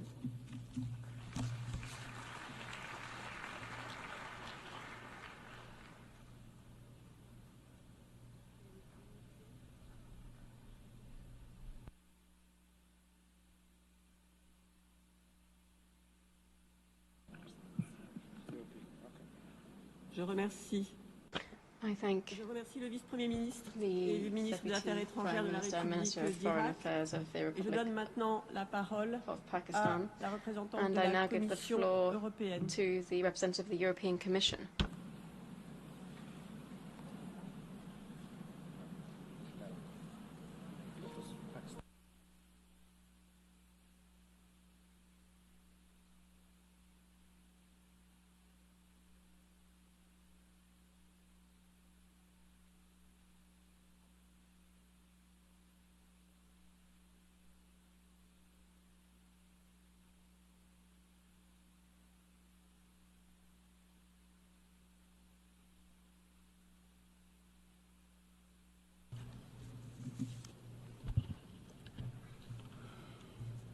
عفوا للتصحيح يتقدم الآن دولة نائب رئيس وزراء وزير الخارجية للجمهورية العراقية. We now give the floor to the Deputy Prime Minister and Minister of Foreign Affairs of Iraq. Thank you, President, Excellencies, ladies and gentlemen.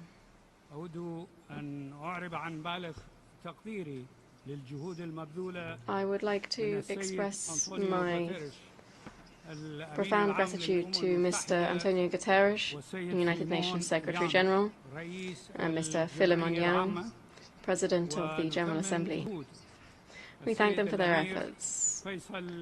We welcome the efforts made by His Excellency Faisal bin Farhan Al Saud, Minister of Foreign Affairs and for the Kingdom of Saudi Arabia, and Mr. Jean-Noël Barrot, Minister of Foreign Affairs of France.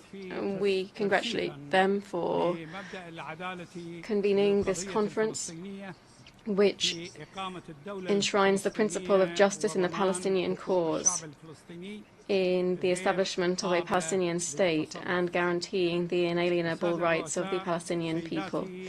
Ladies and gentlemen,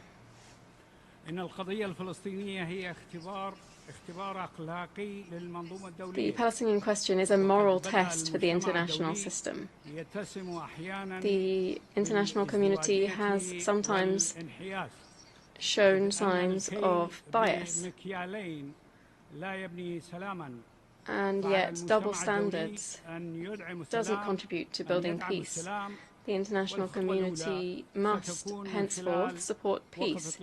The first step in that direction must be an immediate and unconditional ceasefire in the Gaza Strip. The delivery of humanitarian aid to the besieged and those in need, the wounded, without conditions or obstacles. The lifting of the blockade and the full provision of protection to civilians. Ladies and gentlemen, this conference could represent a step forward that could prevent further humanitarian disasters in Gaza and in the West Bank. It represents a response to our conscience, to our humanity, to salvage what can still be salvaged in light of the scale of the destruction and death perpetrated by the occupying Israeli forces in a series of heinous crimes against humanity. The policy of systematic killing practiced by the Israeli occupying forces is unacceptable. The policy of genocide and apartheid is unacceptable. Forced displacement, forced transfers is unacceptable. Starvation of the population is unacceptable. Expanding the scale of illegal settlements is also unacceptable. All of this exacerbates the humanitarian crisis day after day. Ladies and gentlemen, here we reaffirm Iraq's unconditional support for the Palestinian question. This is a just and rightful issue. This is the basis for stability in the region. We call on the international community, particularly those states having an influence, to shoulder their moral and legal responsibilities.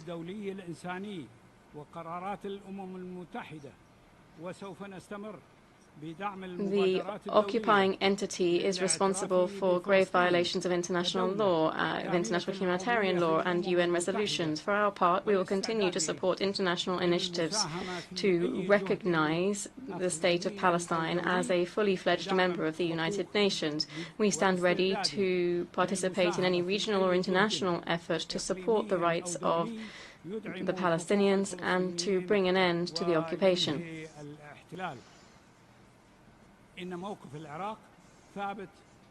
Iraq's position in support of the Palestinian cause and the rights of its people remains steadfast. That is the right of its people to reclaim their usurped land. Iraq rejects attempts at forced displacement and condemns repeated attacks on Gaza and the West Bank.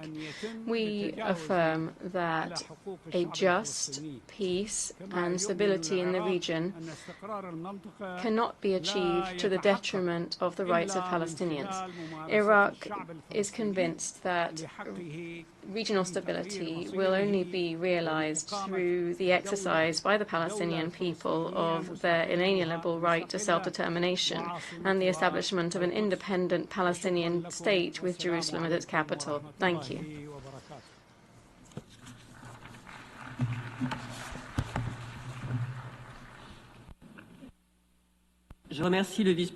I thank the Deputy Prime Minister and Minister of Foreign Affairs of Iraq, and I now give the floor to His Excellency Tariq Mitri, Deputy Prime Minister of Lebanon.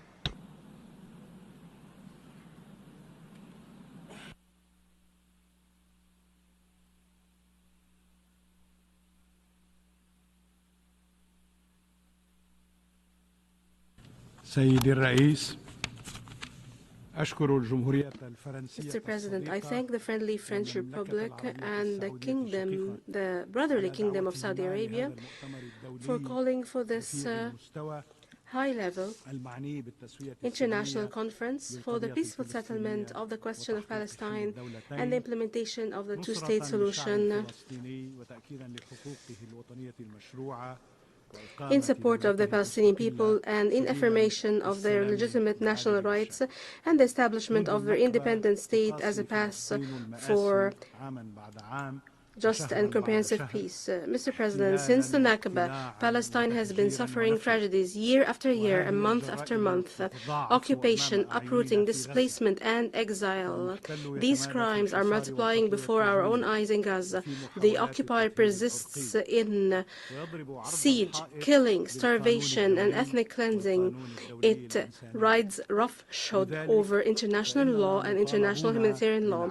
We are therefore called upon to work together and quickly to stop the massacre and to protect the credibility of international law, which is being questioned by those who believe in rights in the face of the arrogance of power. Mr. President, it is no secret that the milestones of the road to political solutions are well known. They were written by the international community with UN ink, and they have been engraved on the walls of this international organization. Resolutions adopted by the Security Council, the General Assembly, and the International Court of Justice have established the illegality of occupation and its practices and have called for a two-state solution. Arab leaders called for a permanent and comprehensive solution to the conflict, including the establishment of a Palestinian state on the borders of the 4th of June 1967 with East Jerusalem as its capital, in exchange for peace with Israel. This position has not changed since the 2002 Beirut summit that was initiated by the brotherly Kingdom of Saudi Arabia.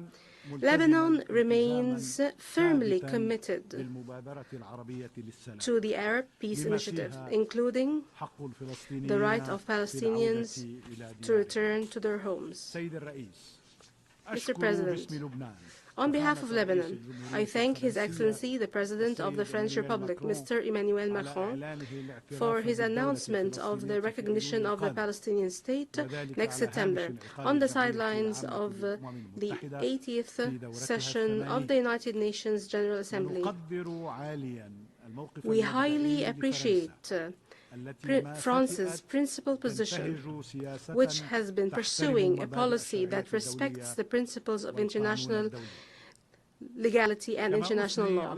I also commend the firm principled position of His Highness Prince Mohammed bin Salman, Crown Prince of the Kingdom of Saudi Arabia, who stressed the need to establish a Palestinian state as a condition for a just peace, which gives the Palestinian cause support in the face of the alarming recent escalation that we are witnessing in the Palestinian territory, including settlement,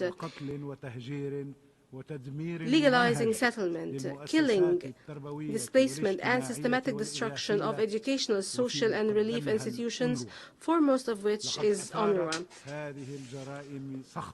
These crimes have sparked widespread anger across the world and great popular solidarity with the right of the Palestinian people to live in dignity on their land, which was evident in the positions of the states participating in this conference and has accelerated the recognition of a number of them of the State of Palestine. I mentioned Spain, Ireland, Norway, and Slovenia, which have not hesitated to speak clearly and loudly against force in support of rights. Mr. President, for 2 years now, my country, Lebanon, has been suffering from the horrors of repeated Israeli aggression against its sovereignty, territory, and people. And despite our full commitment to the implementation of Resolution 1701, and despite Lebanon's commitment to the arrangements for the cessation of hostilities agreed upon in November 2024, and despite the Lebanese armed forces assistance provided to UNIFIL forces to deploy along the Lebanese international border and making sure that only state has the monopoly on weapons south of the Litani River. And despite all the effort made by the President of the Republic, the Prime Minister, and our government to reach a state of our government control of weapons on all Lebanese territory. Despite all of this, Israel continues to attack Lebanese territory every single day, violating Lebanon's sovereignty and killing its citizens. It also continues to occupy 5 points inside the Lebanese territory and has established 2 buffer zones, not to mention continuing to occupy the Shuba Farms, Kafr Shuba Hills, and the outskirts of the town of Al-Mari. Mr. President, I take this opportunity from this podium to thank the United Nations for all the support it provides to Lebanon through its agencies, and in particular through UNIFIL, whose role we stress as important in supporting the Lebanese armed forces and in maintaining stability along the internationally recognized borders. Lebanon has requested that its mandate be renewed for 1 year without any modification. And we hope that the Security Council would respond favorably to this request. Mr. President, let this conference be a sign of solidarity that the Palestinian people deserve, and action towards coordination and continued effort to defend and uphold the rights of this people. This will reinforce the full meaning of international legitimacy and enhances its effectiveness. I thank you, Mr. President.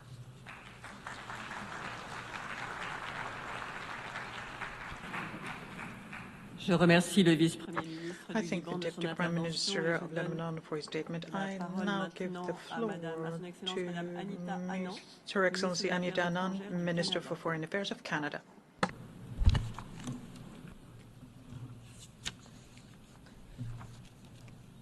Excellencies, distinguished delegates, honored colleagues, the Palestinian question is at the heart of any hope for long-term stability in the Middle East.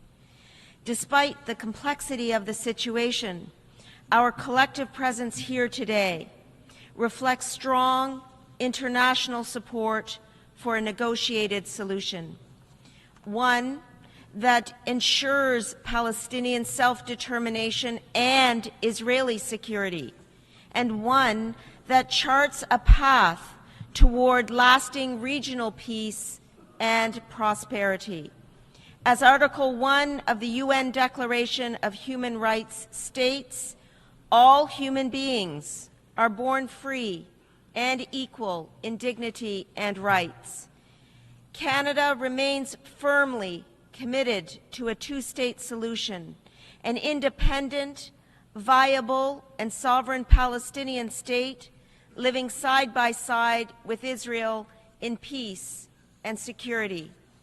Canada supports the Palestinian people's right to self-determination, and we endorse the principle of Palestinian statehood. We shall continue to discuss with the Palestinian Authority the next steps in our relationship.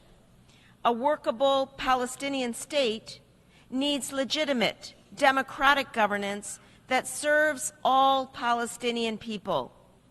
Crucially important is the Palestinian Authority's commitment to undertake the comprehensive reforms necessary to govern Gaza and the West Bank. To that end, today, Canada is pledging an additional $10 million this year to accelerate reform and capacity building for the Palestinian Authority. Canada's commitment to a two-state solution is rooted in our desire to see the Palestinian people living with freedom and dignity, and to see Israelis live in peace and security also. In this light, this path is not only the most just course, it is the only sustainable one. À Gaza, la situation humanitaire The humanitarian situation in Gaza is disastrous. Numerous Palestinians are dying from hunger. They're killed as they're trying to obtain food and water, or during a military operation which resulted in numerous victims. And those who survive are exposed to avoidable disease and death. This is unacceptable. We condemn the continued detention of hostages held captive by Hamas since the 7th of October 2023, and we call for their immediate and unconditional release. Hamas must immediately and unconditionally release all hostages. Hamas can have no role in Gaza's future governance. Israel's right to live in peace and security with its neighbors has long been and continues to be a key principle of Canada's Middle East policy. I believe this right must be recognized by all partners who are committed to peace. To this principle must be joined our shared commitment to Palestine's right to live in peace and security also. Joined by international partners, Canada also recently condemned the ongoing civilian suffering. We condemn the inhumane killing of civilians, including children. We condemn the ongoing expansion of settlements and settler violence in the West Bank, and we condemn the forced displacement of the Palestinian population. The actions outlined just now are all violations of international humanitarian law. We urge all partners to continue to support a principled response through non-governmental humanitarian organizations, organizations with proven capacity to deliver humanitarian assistance at scale. Canada has committed more than $315 million in humanitarian aid to Gaza, making us the third largest bilateral donor in response to this crisis. This includes support to the World Food Program to address critical food assistance needs, support to the International Committee of the Red Cross, Red Crescent to provide emergency medical care and protection, support to UNICEF to deliver urgent nutritional supplies to malnourished children, and support to other experienced humanitarian partners and NGOs as well. Today, given the ongoing and urgent need, Canada is making a second announcement. We are announcing an additional $30 million in new money this year for civilians in Gaza. This funding will allow more aid to be pre-positioned in Jordan and the region and ready to be delivered at scale. We thank, in particular, Jordan for their support in ensuring that our aid can pass through the Jordanian corridor. Aujourd'hui, compte tenu des besoins urgents et persistants, today, given the continued needs, we announced $30 million in additional money for the Palestinians in Gaza. This is for the purpose of pre-positioning assistance in the region so as that can be supplied at scale as soon as the logistics allow. For this critical aid to reach those in need, humanitarian partners must be granted safe and unhindered access to civilians in Gaza. But how do we get to a place where recovery and healing can begin? Canada sees this conference as a reaffirmation of principles and a call to action. A lasting political solution requires a permanent ceasefire to begin the hard work of rebuilding institutions, restoring trust, and the conditions for a viable two-state solution. In this regard, Canada commends the effort of Qatar, Egypt, and the United States in looking to secure a ceasefire. No durable solution can emerge without all parties at the table. The Government of Canada will be present with humanitarian aid, and we will play a leading role in building bridges to more aid for Gaza with our international partners. Merci beaucoup. Thank you so much.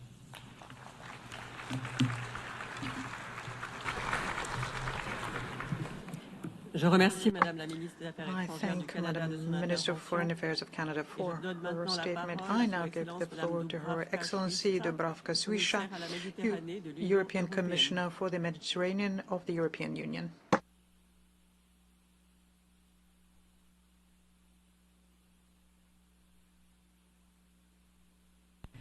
Excellencies, dear Secretary General, we salute the historic initiative of United Nations and France and the Kingdom of Saudi Arabia to convene this conference.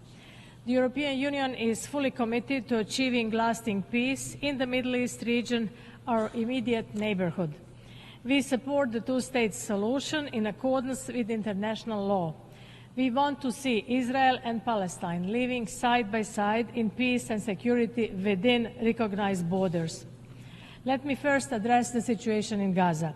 Since the 7th October terrorist attacks on Israel, the world has been witnessing an unprecedented tragedy.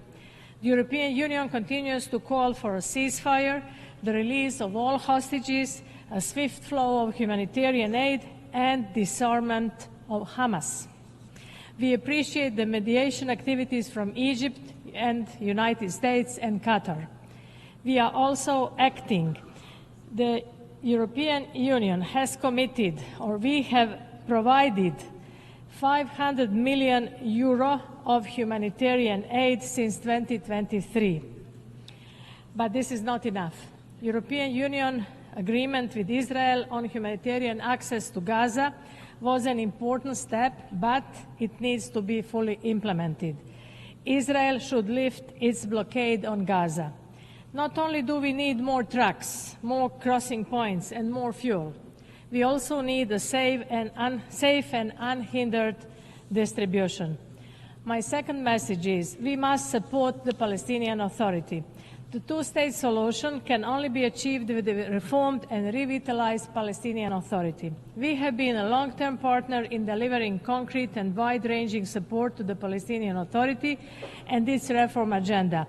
I am pleased to inform you today that the Palestinian Authority has already delivered on key milestones. We welcome the announcement of presidential and general elections within a year across Palestinian territory, and for that purpose passing the expected party law. On my end, I'm proud to underscore that the European Union will support the Palestinian Authority to the level of 1.6 billion euro for next 3 years. In June, we already disbursed 202 million euro for food, salaries and hospitals, also linked to structural reforms. 2 weeks ago, the European Investment Bank has approved 400 million euro in loans. This will benefit Palestinians, entrepreneurs and private business in dire need of liquidity. But the needs are vast. We need to do more. I am therefore calling on all of you to join our efforts in providing reform-based and at-scale support to the Palestinian Authority. To facilitate this task, I am currently working to set up a Palestinian donor group where financial support can be coordinated. It will happen soon. When speaking about support to the Palestinian Authority, Israeli cooperation is crucial. The release of withheld funds and the regular and predictable transfer of clearance revenues by Israel is imperative. In the absence of these urgent payments, the Palestinian Authority risks being effectively paralyzed within a few months. We will continue to work with Israel for that purpose. We also need to look ahead and think about reconstruction. We are ready to provide further assistance when conditions are met, and we welcome efforts in this direction of the Arab Plan for Gaza reconstruction. We stand ready to facilitate discussions on the day after the ceasefire. We could do this with our partners. Let me reiterate, the only horizon is political, and it is two-state solution. Recognition of a Palestinian state is not a prerogative of the European Union, but of its member states. But we will continue to support the Palestinian Authority in its ambition to exert the abilities of a state. There should be no impunity to settlers' violence against Palestinian civilians. We have sanctioned violent settlers twice, and we are examining a third package of sanctions. Alongside a Palestinian state, we need a safe state of Israel. There can be no compromise on this. Terrorism cannot prevail. Hamas must be fully disarmed and cannot be part of any solution in Gaza. The European Union has welcomed the Abraham Accords as a positive development for regional stability and cooperation. Concrete commitments to regional integration and the regional security architecture are part of the unprecedented peace package that the European Union and the Arab League have co-chaired in the context of this conference. Civil society should be fully associated, as it has a fundamental role to shape a new narrative, to fight incitement and promote dialogue. We need also to hear the voice of women. The European Union is working in support of these efforts. Dear Excellencies, this conference is about taking concrete steps forward. In fact, there is already a follow-up mechanism in place to implement the concrete action agenda, the Global Alliance for the Implementation of the Two-State Solution. And we should mandate the Global Alliance to do so. The European Union remains available and ready as a neighbor and as a major partner to both Israel and the Palestinian Authority to work actively to end the war and towards the two-state solution. Thank you so much.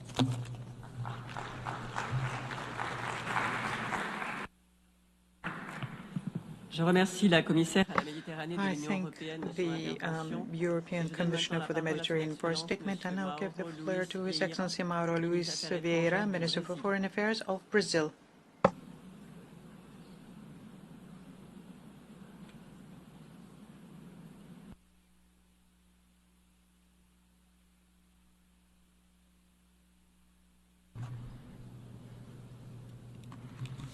Honorable co-chairs, excellencies, 78 years have passed since the General Assembly endorsed the two-state solution framework, yet the Palestinian statehood remains unrealized.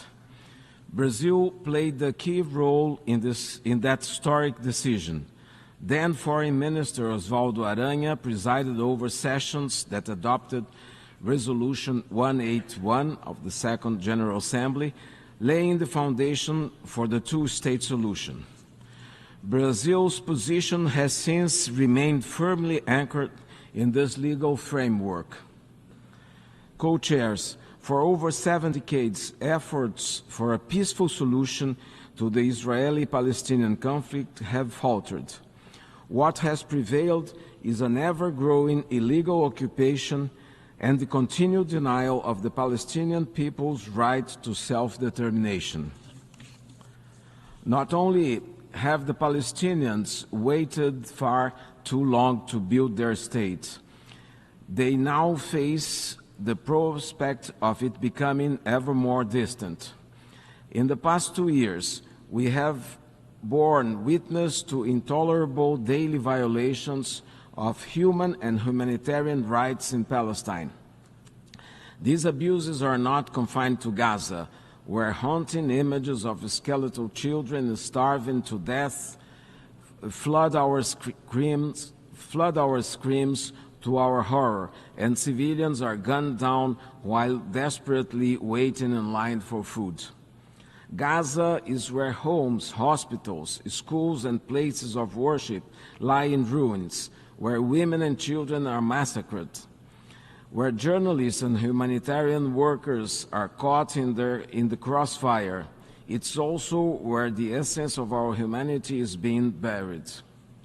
Meanwhile, illegal settlements continue to expand, and extremist settler violence in the West Bank has reached unprecedented levels.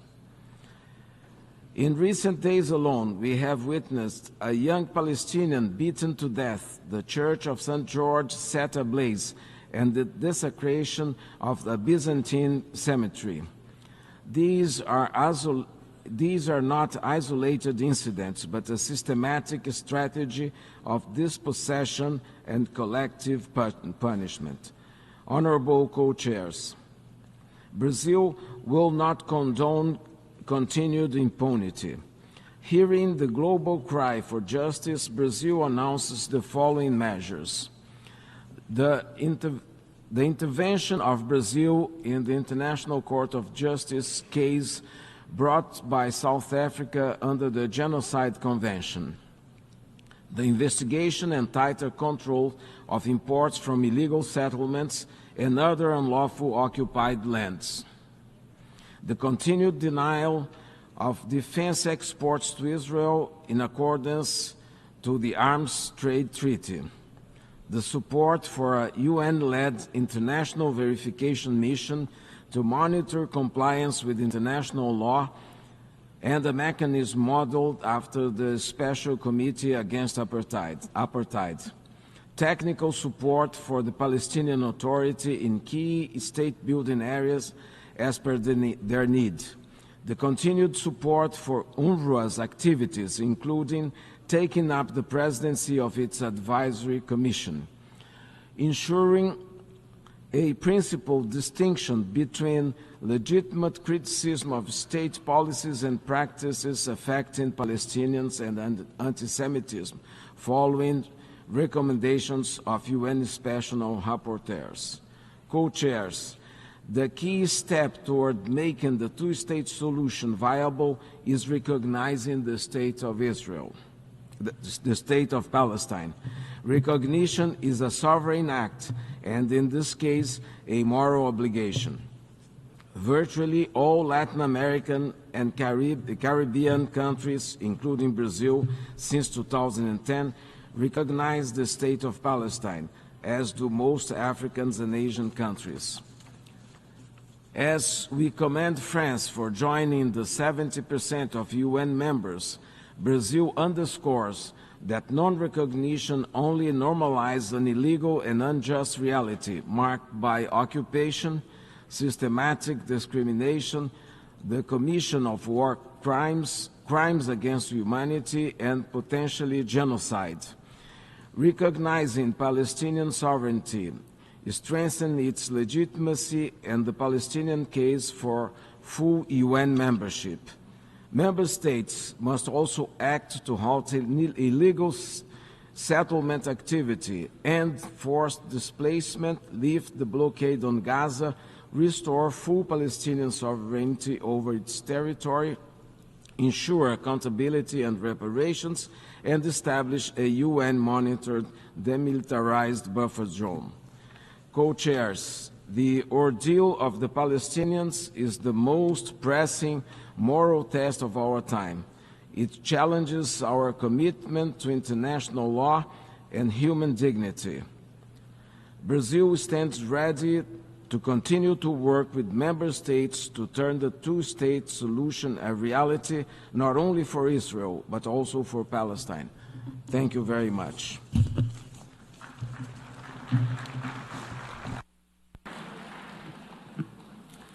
I thank the Minister of Foreign Affairs of Brazil for his statement. I'll now give the floor to His Excellency Badr Ahmed Mohamed Abdelati, Minister for Foreign Affairs, Immigration, and Egyptian expatriates of Egypt.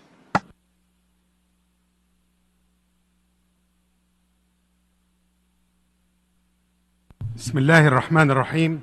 In the name of God, most compassionate, most merciful, Your Highness Prince Faisal bin Farhan, Minister of Foreign Affairs of the Kingdom of Saudi Arabia, Your Excellency Jean-Noel Barrot, the Minister of Foreign Affairs of the French Republic, Your Excellencies, distinguished ladies and gentlemen. At the outset, allow me to express my appreciation to the Kingdom of Saudi Arabia and to the French Republic for convening this conference, which comes at a critical juncture of the brutal war against the Gaza Strip. This war has exceeded the limits of all imagination and human conscience, and it has targeted more than 2.5 million Palestinians in Gaza through blockade, killing, displacement, and starvation. It is an unprecedented humanitarian disaster in our recent times. This catastrophe is inflicted on a daily basis against our brothers and sisters in Gaza and in the West Bank as they wait in line, waiting for a morsel of bread or waiting for humanitarian assistance that barely fulfills a minimal need.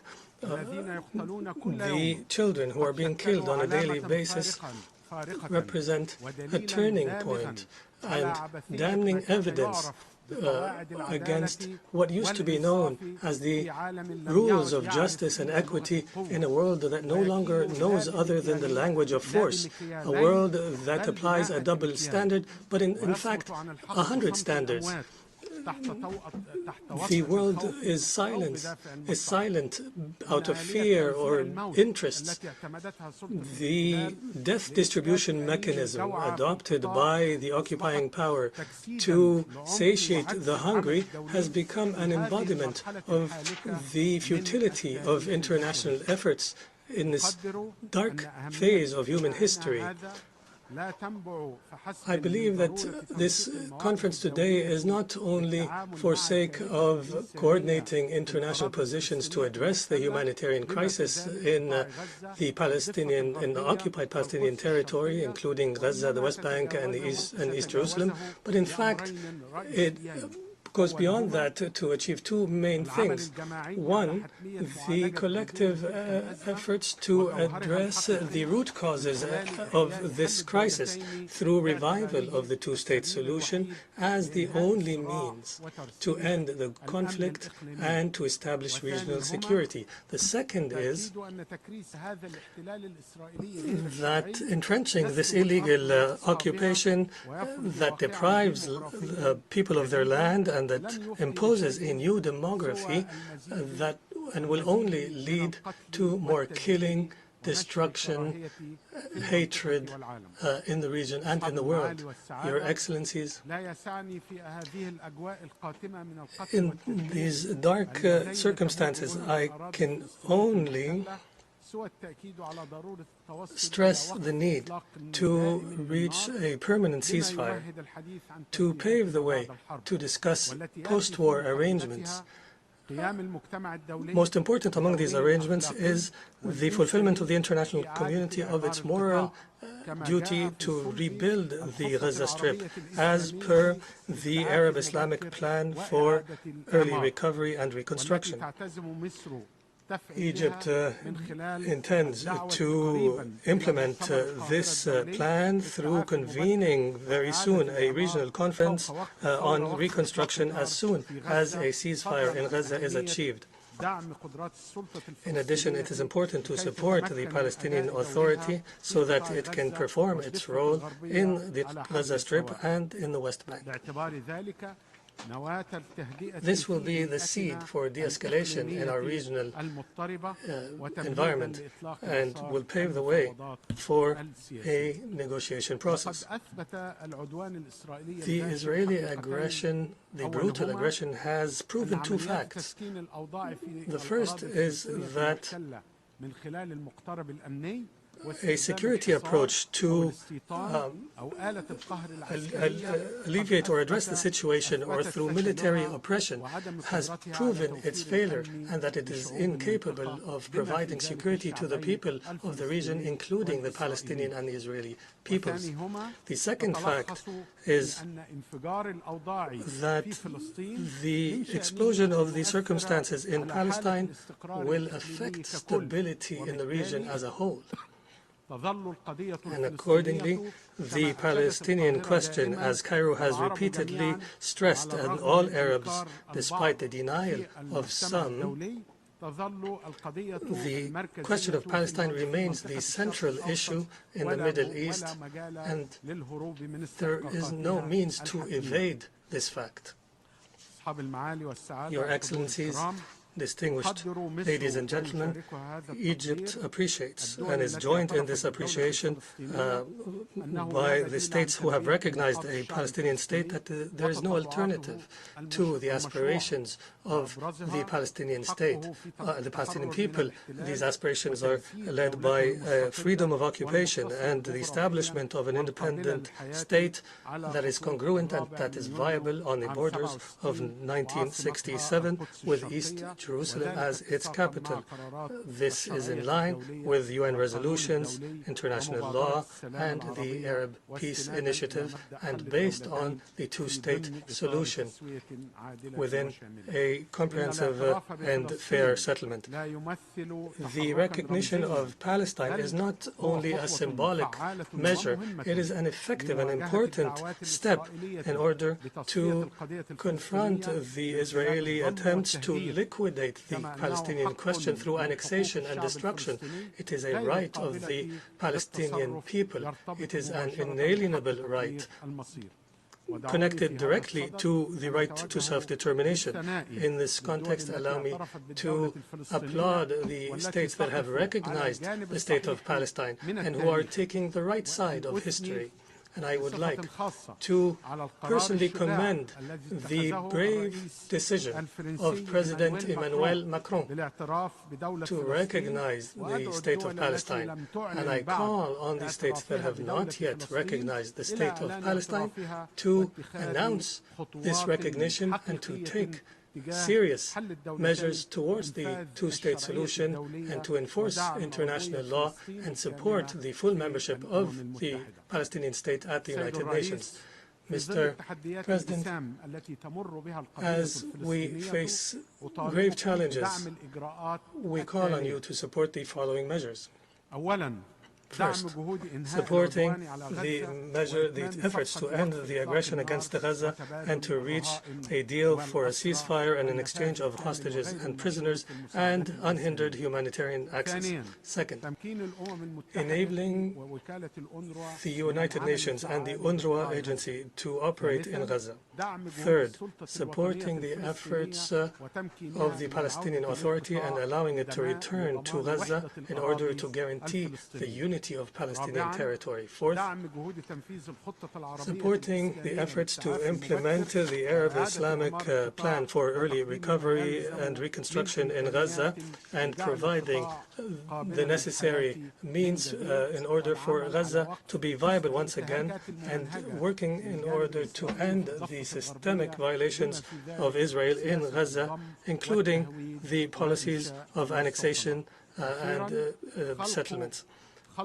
Finally, creating a political prospect and launching a negotiation process in order to reach a just and lasting peace and to implement the two-state solution and end the Israeli occupation of occupied Arab territory.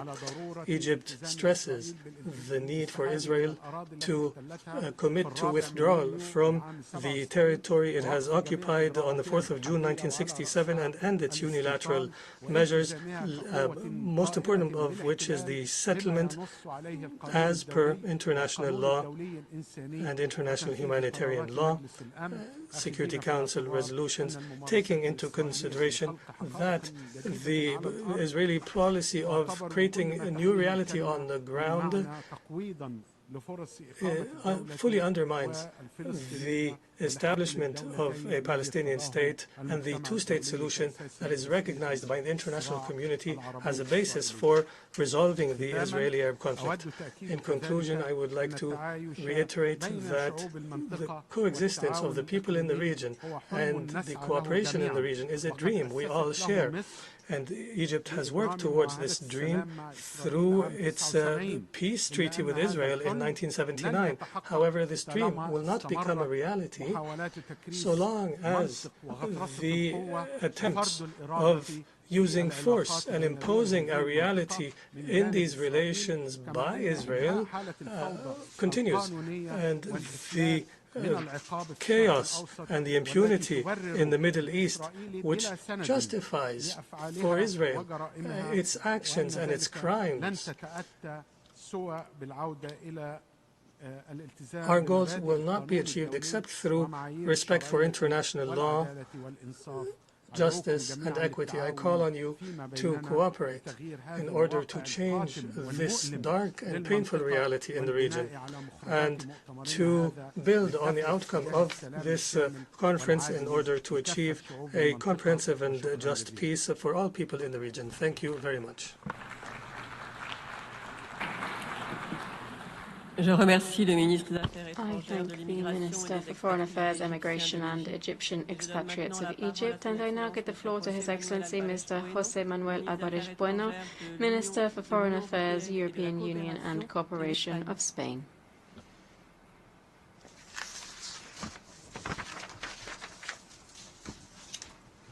Secretary General, President of the General Assembly, Prince Faisal, Minister of Foreign Affairs of Saudi Arabia, distinguished colleagues, excellencies. Palestine is an open wound for humanity, a wound inflicted by decades of suffering. The first United Nations peace mission in 1948 was specifically and in Palestine.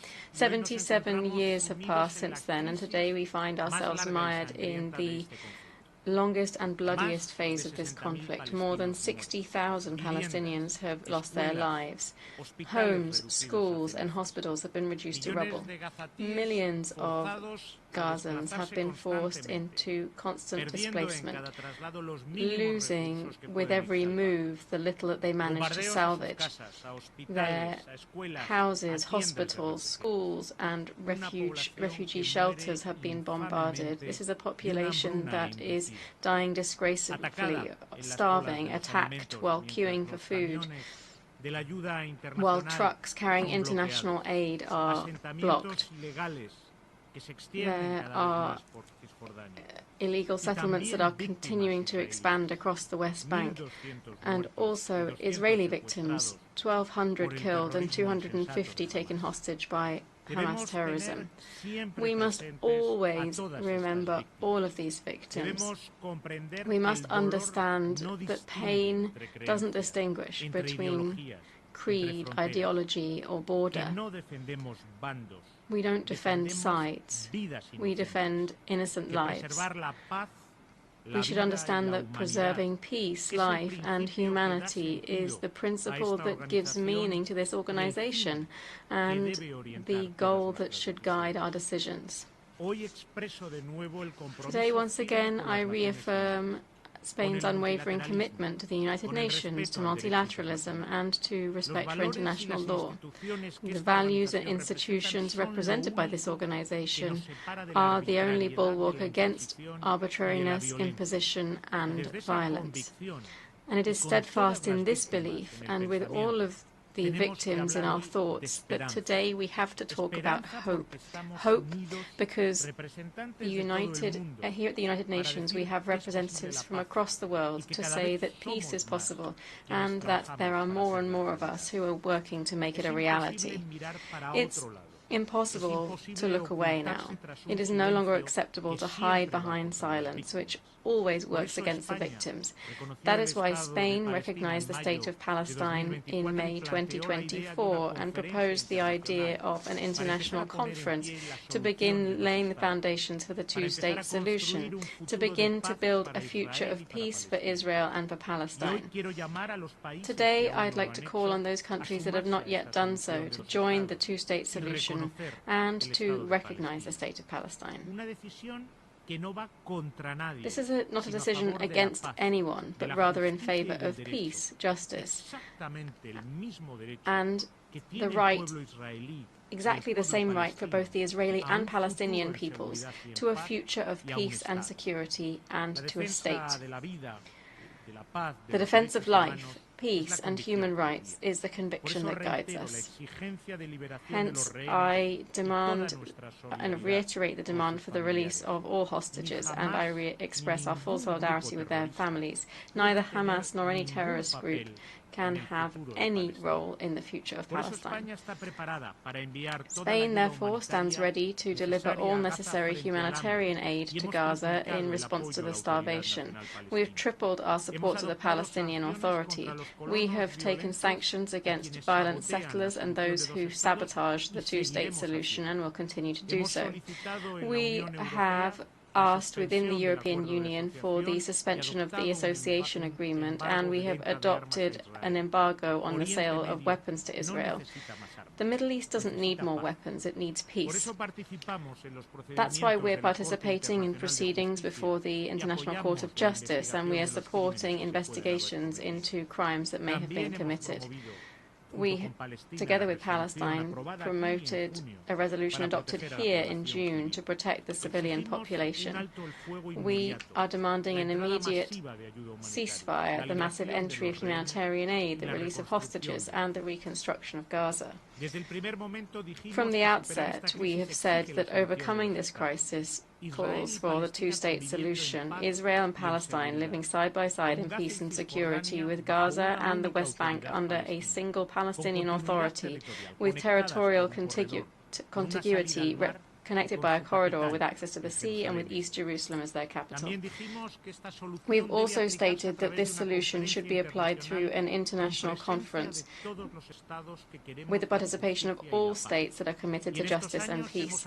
In recent years, we have advanced in this direction through the Madrid Plus group, which now includes countries from all regional groups of the United Nations, providing leadership and unity.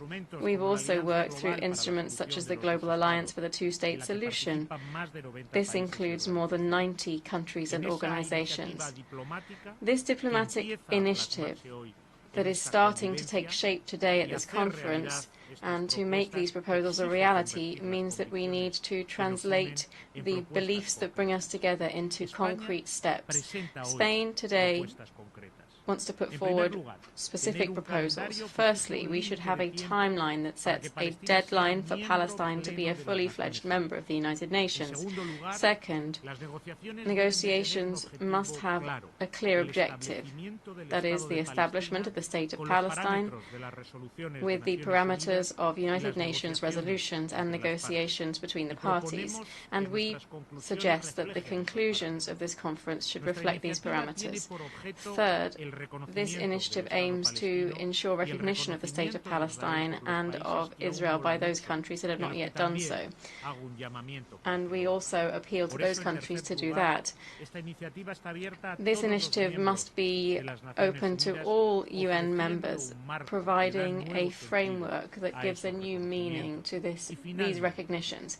And finally, we have to safeguard this initiative against those that wish to sabotage it. These are proposals that set a clear objective, that is to implement the two-state solution. They propose a framework of action that responds to the current reality and concrete measures that will allow us to achieve results within a time frame of no more than 15 months.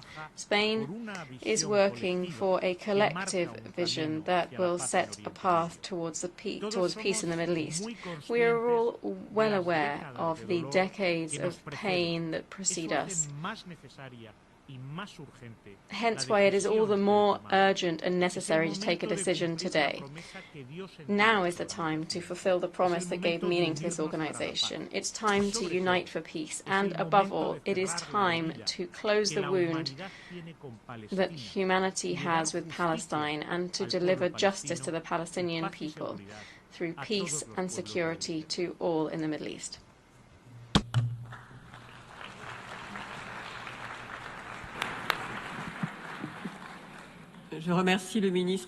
I thank the Minister for Foreign Affairs, European Union and Cooperation of Spain, and I now give the floor to His Excellency Mr. Espen Barth Eide, Minister for Foreign Affairs of Norway. Excellencies, ladies and gentlemen, let me first thank our co-chairs, His Highness Prince Faisal Al Farhan and His Excellency Foreign Minister Jean-Noël Barrot of Kingdom of Saudi Arabia and France for bringing us together. And let me thank you in particular, Prince Faisal, for the very close cooperation that we have established, Kingdom of Saudi Arabia and Norway, together with the European Union in establishing the global coalition for implementing the two-state solution. And let me also commend the bold move by President Macron in announcing his upcoming recognition of Palestine. Ladies and gentlemen, the carnage must stop. The situation in Gaza is dystopic, it is horrific, it is unbearable, and it's unacceptable. It is frankly a disgrace to humanity. The fact that children, women, and men are dying from bombs, from bullets, from burns, from starvation, from disease cannot continue. This war must end. Humanitarian support must come in. Hostages must be released. We have to get out of this total, horrific, man-made catastrophe immediately. We need to end the war. But even ending the war in Gaza is not enough, because we are gathered here to look beyond that, look beyond the immediate. We also need to end the conflict. The conflict is decades old. It has been with us since the very young United Nations was deciding on how to divide the British Mandate territory of Palestine into what was supposed to be a Jewish state of Israel and a state also for the Palestinian people. One of those states is there. We recognized Israel in 1949, and we were happy that Israel was established as the expression of the long dream of establishing a Jewish homeland. But the other states never came around. Working for ending the conflict is also about fulfilling this promise, which was never completed, never fulfilled, which is an integral part of the history of the world and the history of our United Nations. It's an obligation that we share, and it's an obligation on which we now have to deliver. As the Secretary General very well said, it's about the right to self-determination, which applies also to the Palestinian people, as it does to other peoples of the planet. And as the highest court in the world, the UN Court, International Court of Justice, has very clearly established, Israel's occupation is illegal. It has to come to an end. And the recent decision in the Israeli Knesset of annexing a part of the occupied territory is hence a blatant violation of international law. International law and rules only are rules if they apply to all people all of the time. If they only apply to some people some of the time, it is rather a menu from which we choose our arguments to punish our adversaries, but they are not rules. And a very integral part of Norway's approach to this and to so many other conflicts is that international law, international human rights law, international humanitarian law apply to all people in all circumstances all the time. Otherwise, we do not have a world community of principles. And these principles are frankly being made a mockery of in what's happening in Gaza at this time. We also have an obligation to prevent genocide.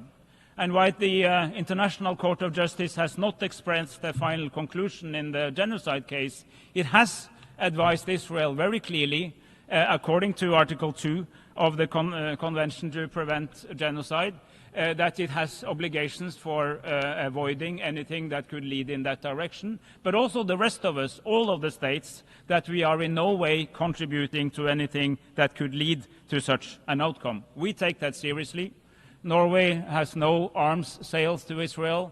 We have targeted sanctions that we have established with like-minded countries on specific ministers in the Israeli government.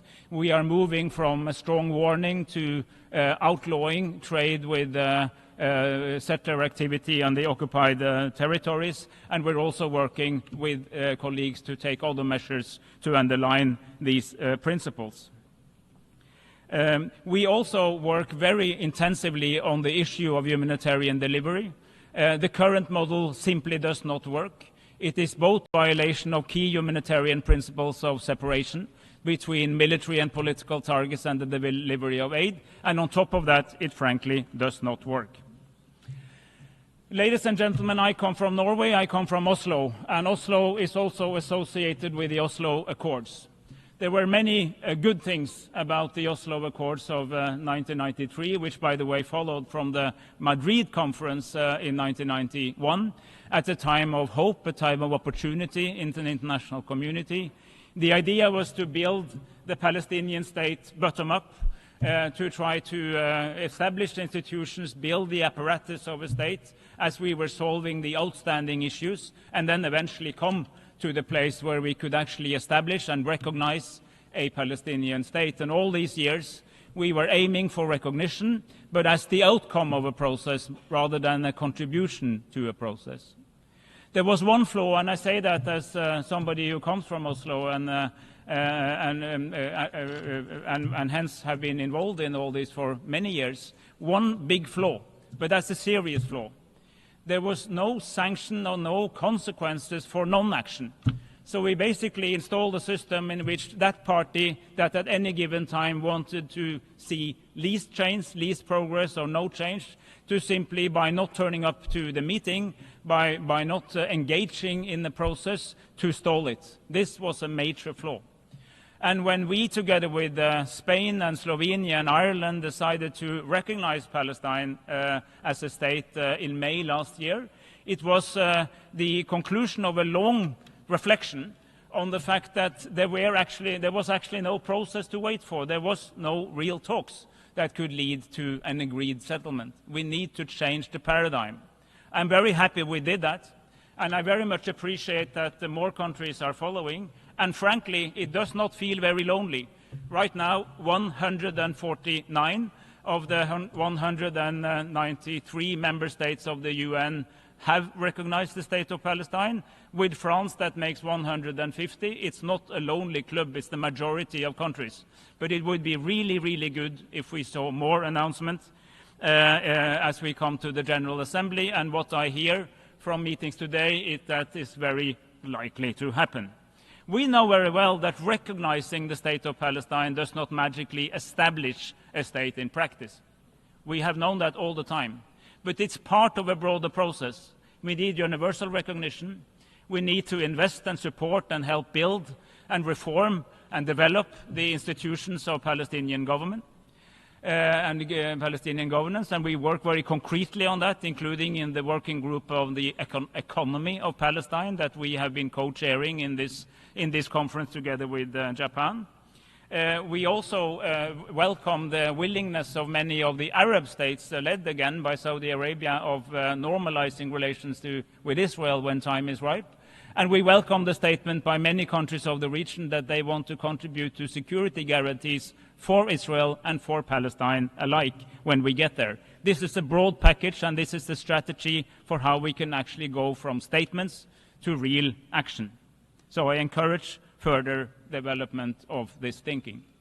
But I also want to come with a warning. The Palestinian institutions that were established more than 30 years ago are being eroded as we speak, both by settler activities, settler violence, a lot of Israeli activity in the West Bank that is undermining their capacity to deliver, but also a serious economic shortage. We announced today, and I in my meeting with Prime Minister Mustafa, I announced an additional $20 million for budget support. I encourage others to do the same, but I also very strongly encourage Israel to deliver the arrears of clearance revenues that they are obliged to do towards Palestine. This is a significant part of the income of the Palestinian government in Ramallah, and ability to pay salaries to the teachers and doctors and nurses and the people that are necessary for running the Palestinian Authority. At the very end, Chair, I want to say that just as much as I and my country is a friend of Palestine, we are also a friend of Israel and the people of Israel. We disagree with many of the steps that are taken by the current government, but we want peace for the Israeli people. But we think that Israel at some point have to reflect on the existential question: how can you assure that you remain a state which has a Jewish identity, a Jewish majority, while also remaining a democratic state? And my view is that the only way to ensure that in the long term is to accept that there must be a Palestinian state living beside it. And I think that the process of non-negotiation, the assumption that there was a process, has postponed that reckoning, but I think that reckoning has to happen. We are willing to support both peoples as they move towards what can be real peace. So I hope that this conference will lead to at least two things. One, a very clear statement of what is the majority view in the world community. We need to speed up our path towards a two-state solution, and we need to do it now. And secondly, that we can deliver on a series of very practical, pragmatic solutions that can help the Palestinian government, the Palestinian Authority we already have, to survive, to improve, to thrive, and to be ready to be in control of the entire territory of Palestine, including, of course, Gaza, the West Bank, and the relevant part of Jerusalem when time is right. That is good for the region. That's good for the world, and that means that we deliver on the promise that we, or our predecessors rather, were committing to in the very first years of our United Nations. Thank you for your attention.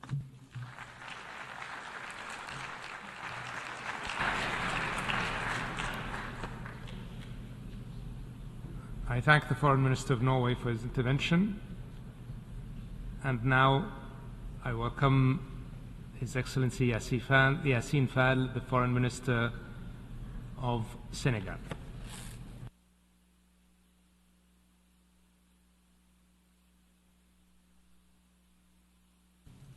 Excellences, Your Excellencies, ladies and gentlemen, Senegal welcomes the resumption of this conference at a time when human conscience is deeply shaken by the impossible tragedy which is unfolding in front of our eyes. We firmly condemn the disproportionate and unacceptable operation by Israel in Palestine, which in 20 months has resulted in humanitarian capacity and resulted in 58,000 dead and 139 wounded, without counting the thousands of people in the West Bank and 400 humanitarians, including UNRWA staff, who is indispensable on the ground, and their lives were lost as they were trying to save others. Time does not allow us to describe here, as it merits to be described, the tragedy, nor can we remake history. We are here to collectively move history forward by putting an end to this tragedy. It is a matter of urgency to put an end to the catastrophe in Gaza, and it is urgent to fully recognize the state of Palestine and to admit it as a fully-fledged member of the United Nations. That is the good meaning of history. The Palestinian people can no longer wait. The occupation has to end, and the suffering of the civilians has to come to an end. The promise of having two states has to become a reality, and in order for it to become a reality, standing idly by is not an option, and the status quo is not an unavoidable option. Excellencies, ladies and gentlemen, the two-state solution is not just a political stance, it's a deep expression of justice and humanity. And that is why Senegal welcomes the structure of this conference, which, through its 8 roundtables, is being very pragmatic in tackling the essential pillars of the issue. Without them, no lasting peace is possible. As a basis for any lasting solution, there is international law, and Senegal and Brazil has re-expressed their commitment to it as co-chairs of the working group on this matter. Your Excellencies, ladies and gentlemen, the Declaration of New York and the follow-up process afterwards need to end up with providing us with a clear roadmap with specific steps and the effective monitoring and accountability mechanism accompanying it. Its level of ambition will be judged according to how deep the engagements under it are, based on the right and the deadlines. It is essential to make sure that our message is clear, and it is also a way of making sure that we change course and base it on political courage. And as a follow-up to this message, my country, Senegal, welcomed on the 9th July this year a conference on the issue of Jerusalem under the auspices of the Committee on the Exercise of the Inalienable Rights of the Palestinian People, together with the Organization of Islamic Cooperation. And this meeting shed light on the need to have collective action so as to safeguard the status of Jerusalem as well as the rights of the Palestinian people's rights to self-determination and return. And the international community has to continue in this vein even more to ensure the equal sovereignty of the Palestinians and Israelis and the equal dignity of the two peoples. On behalf of His Excellency De Harfai, President of the Republic of Senegal, I would like to reaffirm very strongly the commitment of Senegal for the implementation of the two-state solutions, two states living side by side in peace and security and in mutual recognition. My country is ready to contribute towards this revitalized process side by side with all nations striving for peace. I thank you.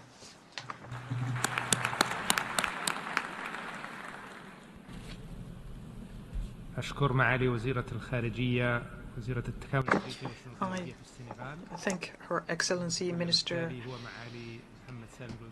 for Foreign Affairs of Senegal, and I now give the floor to Mr. Merzouk, Minister for Foreign Affairs, African Cooperation, and Mauritanians Abroad. In the name of God, the Merciful and the Compassionate. Your Highness, Faisal bin Farhan Al Saud, Minister of Foreign Affairs of the Kingdom of Saudi Arabia, Your Excellency Jean-Noël Barrot, Minister of Foreign Affairs of the French Republic, Your Excellencies, ladies and gentlemen, may the peace of God be upon you.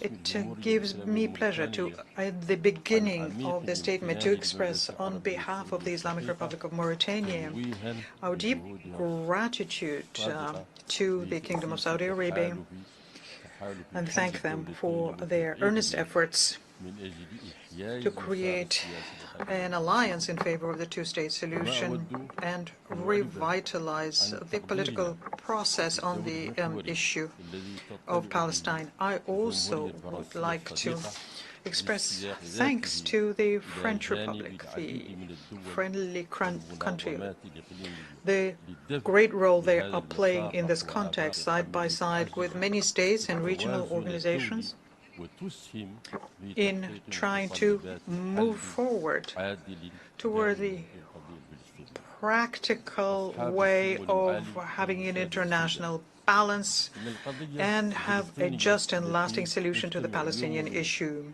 Ladies and gentlemen, the Palestinian cause for which we gather today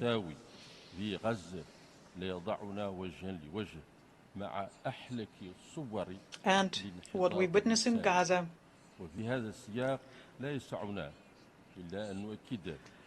shows us the darkest image of human decadence, and we therefore have to, faced with that, we have to reaffirm our dual duty, both historic and moral, to protect and safeguard the rights, including the right to life, dignity, and peace, the rights to which the world has committed itself.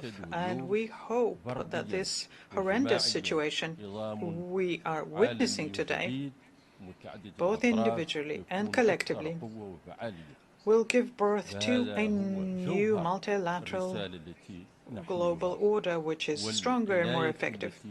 And this is the very essence of our message and the goal we strive to achieve. Our meeting today reflects a growing awareness of the need to move from the expressions of principles and political commitment to practical and effective action that can put an end to the ongoing humanitarian tragedy unfolding in Gaza and in all of the occupied Palestinian territories. The current situation can no longer withstand delay. It requires the international community to fully shoulder its responsibilities and to do it through concrete measures that preserve what remains of human dignity and restores hope to a people worn out by suffering, dispersed by the war and destruction machine. This, in fact, amongst many of us at the international community, there is a conviction that political inaction is no longer an option, and delaying tactics only worsen crises, and that we must work together to draw up a roadmap that could be actionable based on international parameters, on humanitarian and ethical principles, which would restore international law and give voice to human conscience. This is vision that we would like to embody through this coalition that brings us together today. Your Excellencies, ladies and gentlemen, my country has constantly affirmed in all forums its unwavering commitment to a just and lasting solution to the Palestinian question, leading to the establishment of an independent Palestinian state with East Jerusalem as its capital, based on the June 4th, 1967 borders, as provided for by international law and relevant United Nations resolutions.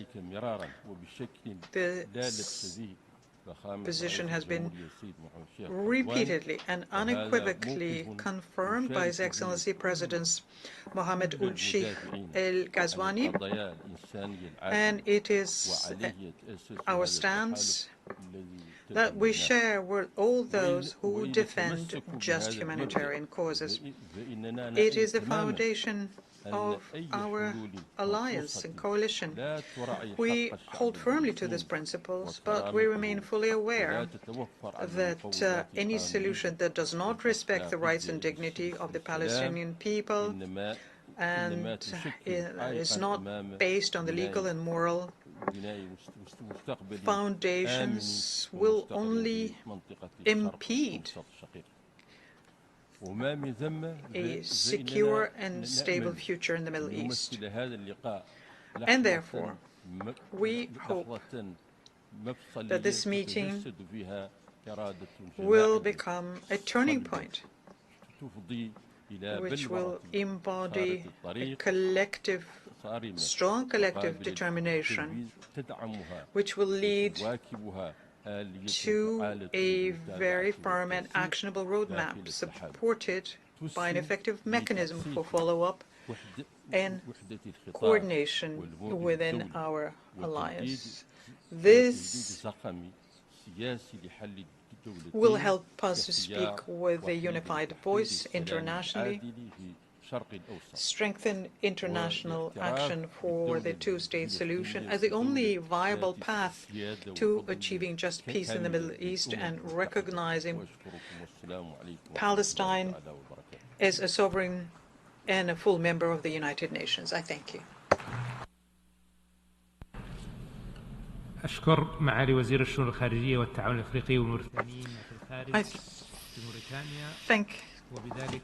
His Excellency, the Minister for Foreign Affairs and Cooperation of Mauritania. We have listened to the last speaker this morning. I would like to thank the interpreters for their efforts and for having stayed with us after 6 p.m.